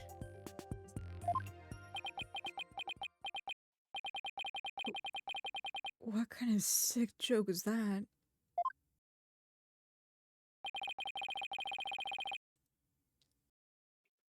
It sounds like a terribly mean-spirited prank to me. The poor defendant was trying to do a magic show. Guess so. I'm sorry, Juicy. Whatever. It was all the ratings Raja's idea anyway. Yeah, it sounds like just kind of thing a guy like him would come up with.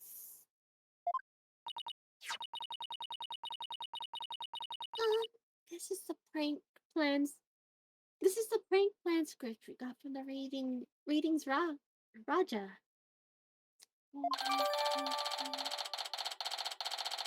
Prank plan script added to the court record. Okay. We are hitting the top of the stream hour. Top of the stream hour. I don't know why that didn't sound right at first. We've hit the top of the stream hour. So let's go ahead and take a short break here real quick. And see if we can get to a stopping point after this. So if you guys want to hang out here real quick, we'll be right back after this, and I'll see you guys in just a minute.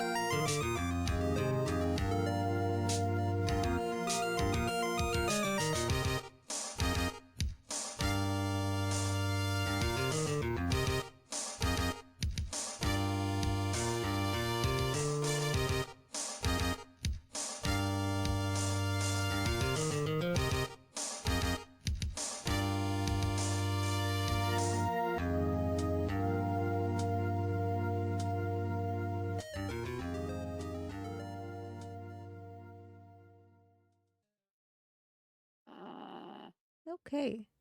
Wow. Thank you for the celebrate, Aria. Could be wrong, but I think we might be going to recess Oh soon. my god. All it was. Thank you for the celebrate, everyone. Because we just finished. Oh, hi, Dubious. Welcome in. How's it going tonight? Okay.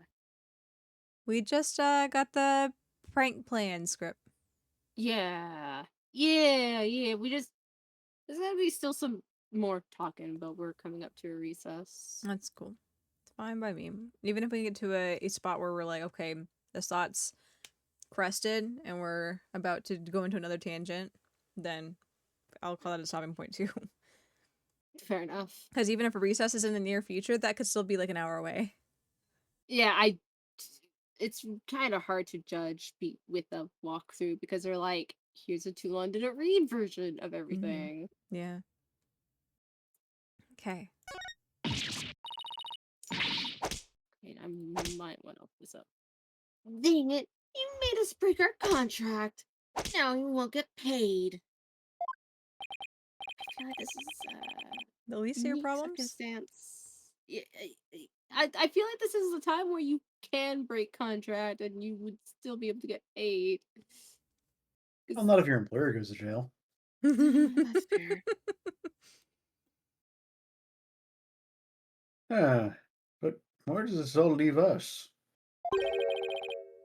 Who killed the victim, and when? Yes, exactly. Those are the key questions. If Mr. Roos was only pretending to be dead in the coffin as a part of the prank, then when he was under stage, there would still be life within him. If that is the case,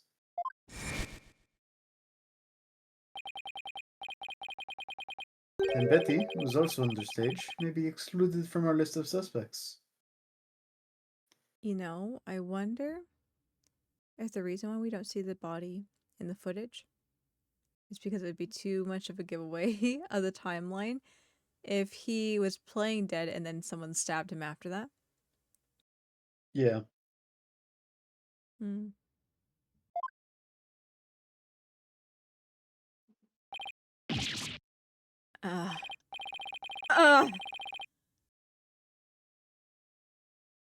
Goodness, was the victim alive up until he entered the coffin? Oh, well, now that we spilled the beans, we might as well show you this video.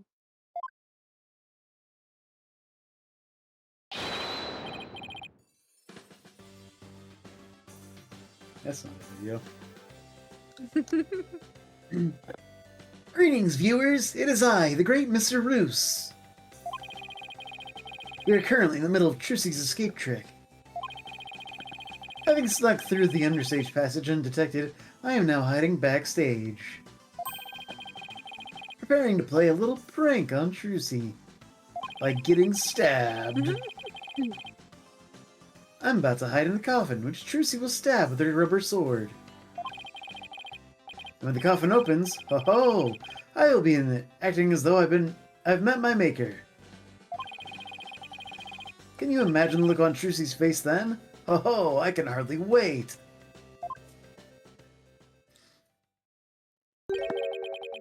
He's about to hide in the coffin?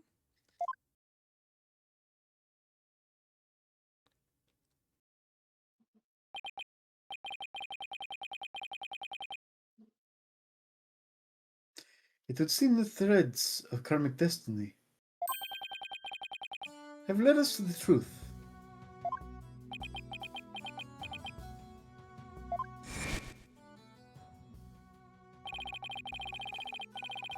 The victim passed through the understage where Betty the Femme was, and came up into the backstage area. We know this because Mr. Roos appeared to be backstage when he shot the video we saw.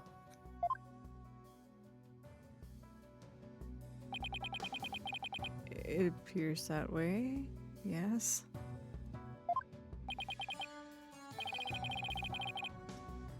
In defense, you proposed the following, did you not? What if the victim was killed under the stage before being put into the coffin? But then, what about this video? This footage was taken just before Mr. Roos entered the coffin.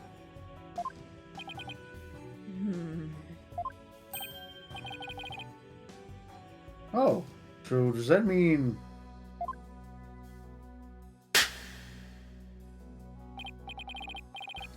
Yes, it is horrible but true.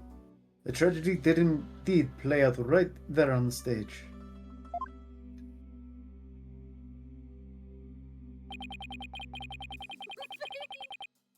Have you not noticed it?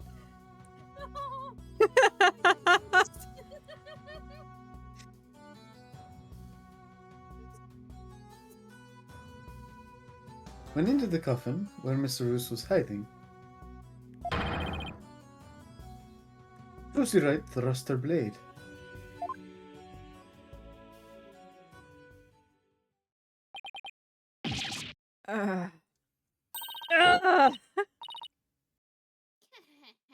See, I told you so.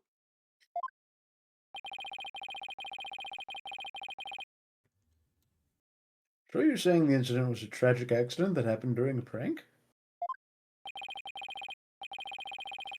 It would be an accident if the accused had no knowledge of the prank beforehand. So let's ask the accused herself. Miss Wright, do you have prior knowledge of the prank?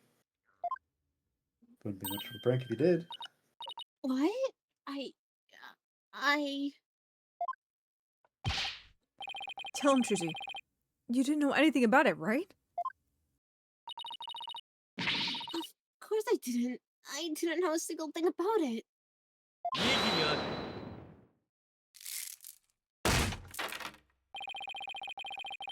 Still think you can play innocent, do you? In that case, you leave me little choice but to present this piece of evidence. Why is it manila like carbon copy paper? Looks like some sort of note.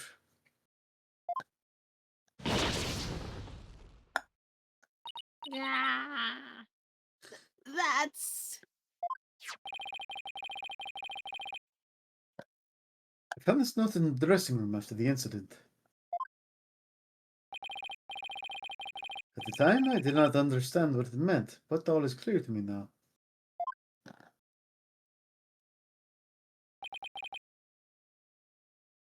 What's this?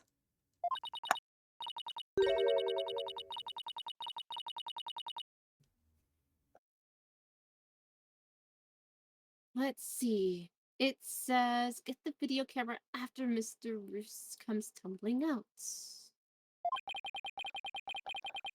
It is a note signed by the accused. Instructing Bonnie to collect Mr. Roos's video camera from him, it seems.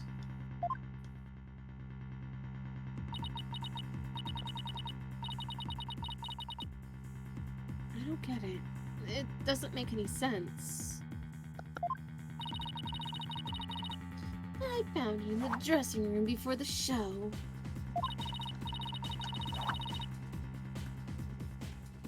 When I saw it, I realized that Tracy knew about the prank. Then who are you pranking? It does bear her signature. I'll give you that much. Tracy's note added to the court record. So the defendant had prior knowledge of the prank. It would appear so, yes. I also formally sign all my notes to my coworkers when I send them on small work tasks. Yeah, you gotta make sure that no one's impersonating you. Gotta sign everything formally, specifically, all memos. When she learned about the plan to trick her, she decided to use it to her own advantage. So she thrust the steel sword into the coffin where the victim stood chuckling to himself. Is that not what happened, Miss Wright? Of course not.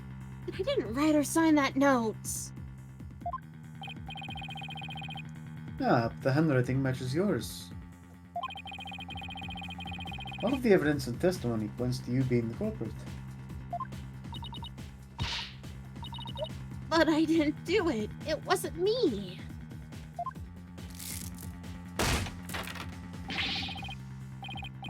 Then explain the existence of this note. You can do that, can you not? I can't explain it. I didn't write it, so I don't understand. I know this is Ace Attorney, and we follow Ace Attorney logic, but can we not look at the paper and see that there's no actual pen to paper on it? There's no ink? It depends on how they did it, because there is carbon paper, like you mentioned, where it's no, I don't know pens. I'm sorry. The yellowed paper is like, God damn. I don't know exactly how you put it. Like, you don't need ink for it. It's like compression. Mm-hmm. But the way they did it here is they used an actual sheet of carbon. Hmm. So, I guess we're assuming she penciled it? If they're using carbon. Yeah, that would be their argument, yeah. Let's see.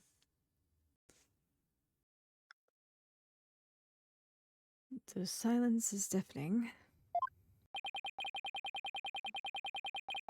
Continue struggling against the threads of your own karma if you wish, accused.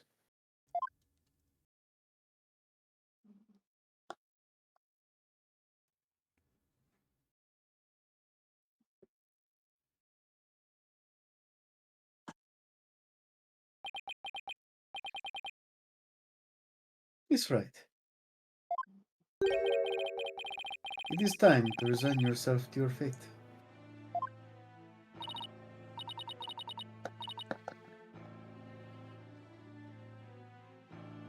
No, I didn't do it. I...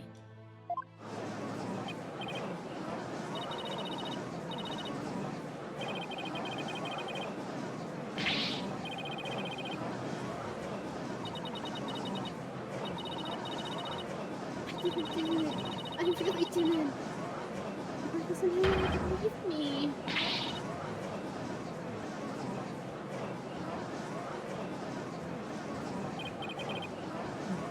This is bad. Not good.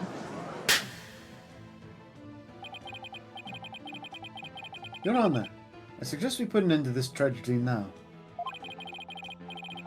Given your official ruling, let us offer the victim's soul the last rites it deserves.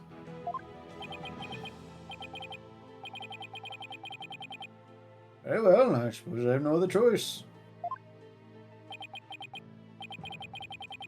This court hereby finds the defendant to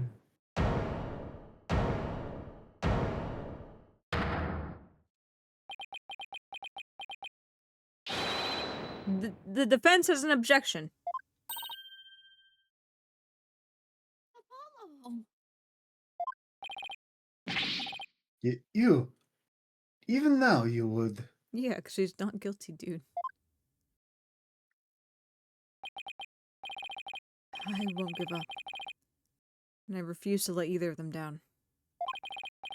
Mr. Wright, he's counting on me. And Trucy has put all her faith in me. And Athena's here too. She doesn't count. Mr. Justice, the fact that you have raised an objection means that you have evidence with which to refute the prosecution's claims, correct? Yes, of course, Your Honor. Do we really have anything, Apollo? Well, we got it because we're not going to let Trucy get a guilty verdict, Athena. Actually, we do. There's one piece of evidence we can present here. Very well, Mr. Justice. You may proceed. As we saw in the show footage, there's no question that the defendant thrust the sword into the coffin. The defense doesn't dispute this point. But let's not forget that this was a magic show filled with tricks and illusions. We can't take everything we see at face value. Huh. You're saying some sleight of hand was somehow involved? Yes. The defense contends that the sword the defendant used was not the cause of death. Now, what was the truth she told me she did just before she threw the sword into the coffin? Very well. That is your evidence then, Mr. Justice. Remember, you interrupted my verdict to make this claim. It's important! You'll be severely penalized if I find you are bluffing. That's fine, Your Honor. This shows that it's possible that the sword Miss Wright used was not the cause of death. My attorney's badge. Yep. That's definitely going to get us killed.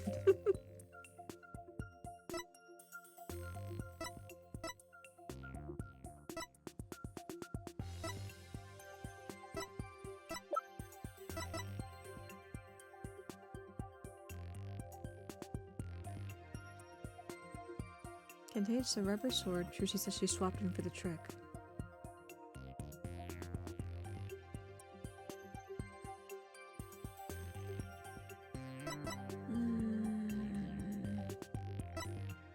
What does the autopsy report say?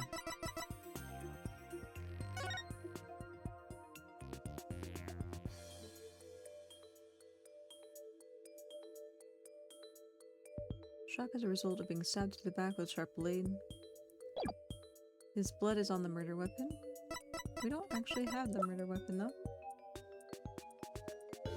Yeah. Because my thought is either the autopsy report or the photo of him. Because it's not likely that he would get stabbed in the back. Yeah. Especially if he was waiting to tumble out going forward like this. Yeah. It wasn't like he actually was panicking inside, he was waiting. Yeah.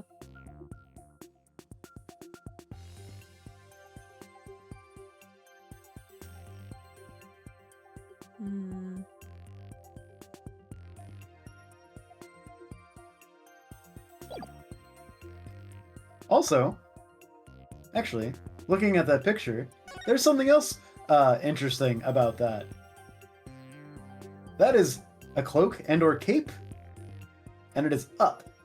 And as far as I can tell, it's not cut. If he was standing and got stabbed in the back, it would go through that. True.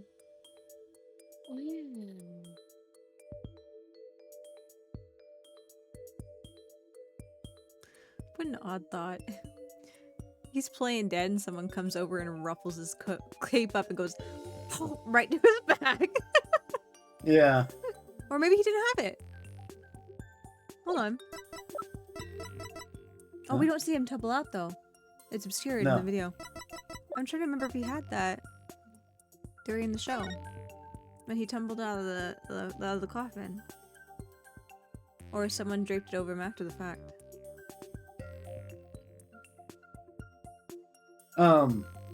Look at the video that we just got at that point. Oh, right. If we have it. We don't. Very cool, Ace Attorney. Yeah. It's not important. You don't need this. I mean, either way, if he was wearing it at the time that he died, then it wouldn't, it's been rustled. Yeah.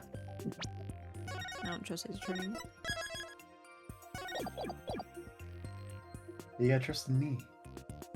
I would like. I've never been wrong in Ace Attorney. I would like to trust in you, but at the same time, I have trust issues playing Ace Attorney. No matter whose answer gets put forward. This shows that it's possible that the sword Miss Wright used was not the cause of death.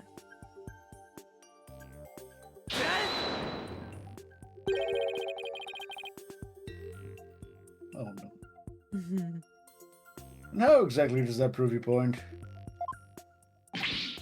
Huh? Looks like I got it wrong. As I said earlier, Your Honor, you can't take everything at face value. All I was trying to say with this is... that is not the evidence we were looking for. And just as I said earlier, Mr. Justice, I have a whopper of penalty for that bluff. Fuck! Owie. I guess I can't always have it my way. There's only one piece of evidence that seems to make sense here. Now, what was it that Trucy said she did? Just before she thrust the sword into the coffin? Is it the sword, San? Maybe? She do or you do better this time, Mr. Justice? Yes, Your Honor.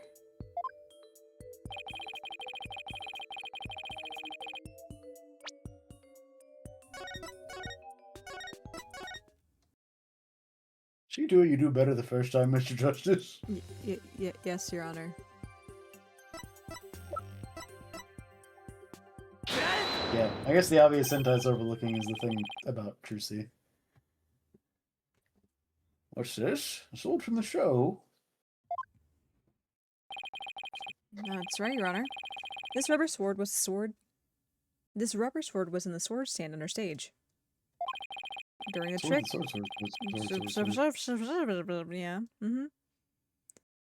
During the trick, Miss Wright was supposed to swap the real sword for a rubber sword. And she told us on record that she remembers very clearly that she did. I see. The sword the defendant thrust into the coffin was a rubber sword, was it? But then, why was a steel sword found lying on the stage? Obviously, it was a steel samurai. Somebody must have put the steel sword there by swapping it with the rubber one. Just after the incident occurred, the dragon set piece fell, and the theater was evacuated. The real culprit must have used the resulting chaos to swap the rubber sword for the steel one.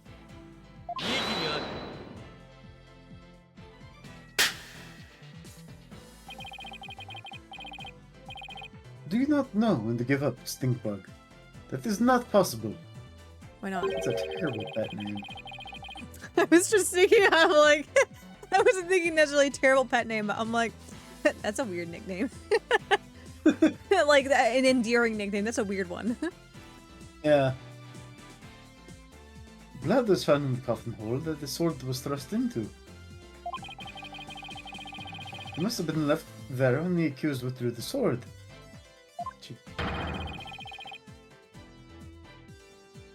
This is incontrovertible proof that the sword she used was the steel one. But that blood could be the result of someone tampering with the crime scene after the fact. After the set piece fell, the audience was cleared out of the theater.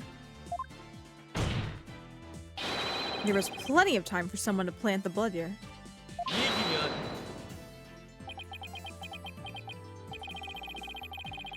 If the sword the accused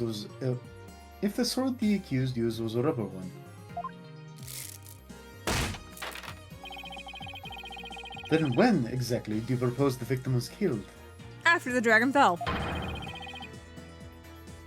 Given that Mr. Roos was alive when he entered that coffin. Finding the answer to that question is precisely why we need to continue this trial.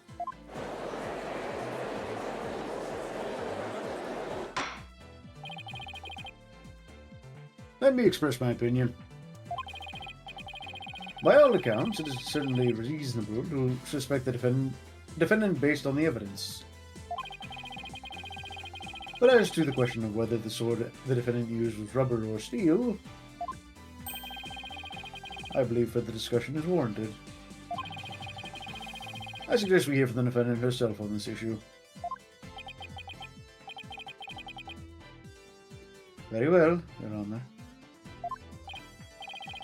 Yes, I saved it. Somehow.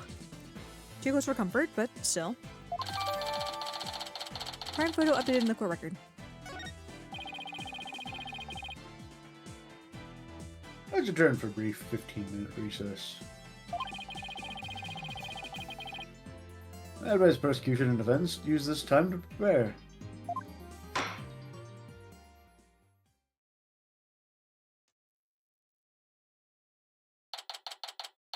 I think this is our stopping point. Yeah, this is the recess I was This is talking the about. recess. We made it to the recess in a timely manner.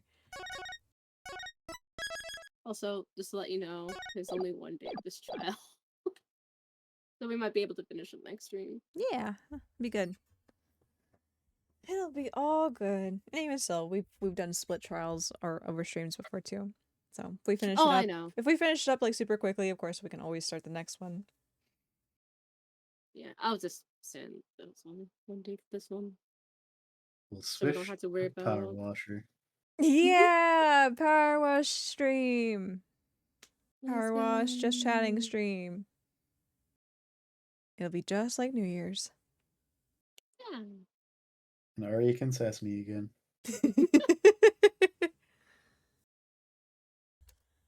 Oh man. Okay. Let's see. I actually don't have the schedule out for this week. It's been a rough one, guys. But I'm gonna work on trying to put the stream schedule together. What's today? Today's technically Friday at this point. Thursday. Yeah, Thursday. We'll probably do some Genshin, probably Friday night, Friday evening. And then Saturday we'll probably do something. I'm not sure if we'll do more Genshin or if we'll mix it up. I think it'd be fun to kind of mix it up, especially since we've done a lot of non-cry stuff already. We've gotten through the brunt of that, so maybe we'll mix it up on Saturday. We'll see. But if you want to keep your eye out for the rest of the schedule for this week, feel free to join the Discord to continue making shiny memories with us off a stream. And I'll do my best to try to get that put together and posted in the announcements channel there. Alternatively, too, if you don't want to join the Discord, that's perfectly fine. Feel free to check out Twitter. I'll have it as the pinned tweet there as well. But I'm going to try my bestest, everybody. But we'll probably stream both nights either way. So hopefully I'll see you guys there. And I think we're just going to wind it down tonight. One more for the road. Thank you for the one more objection for the road. Thank you everyone for coming to hang out tonight. I hope you guys had a good time. I had a good time with you guys, and hopefully I'll see you guys later this week. So until then, this is Mitio signing off, and I'll see you guys later. Bye guys. Good night. Bye.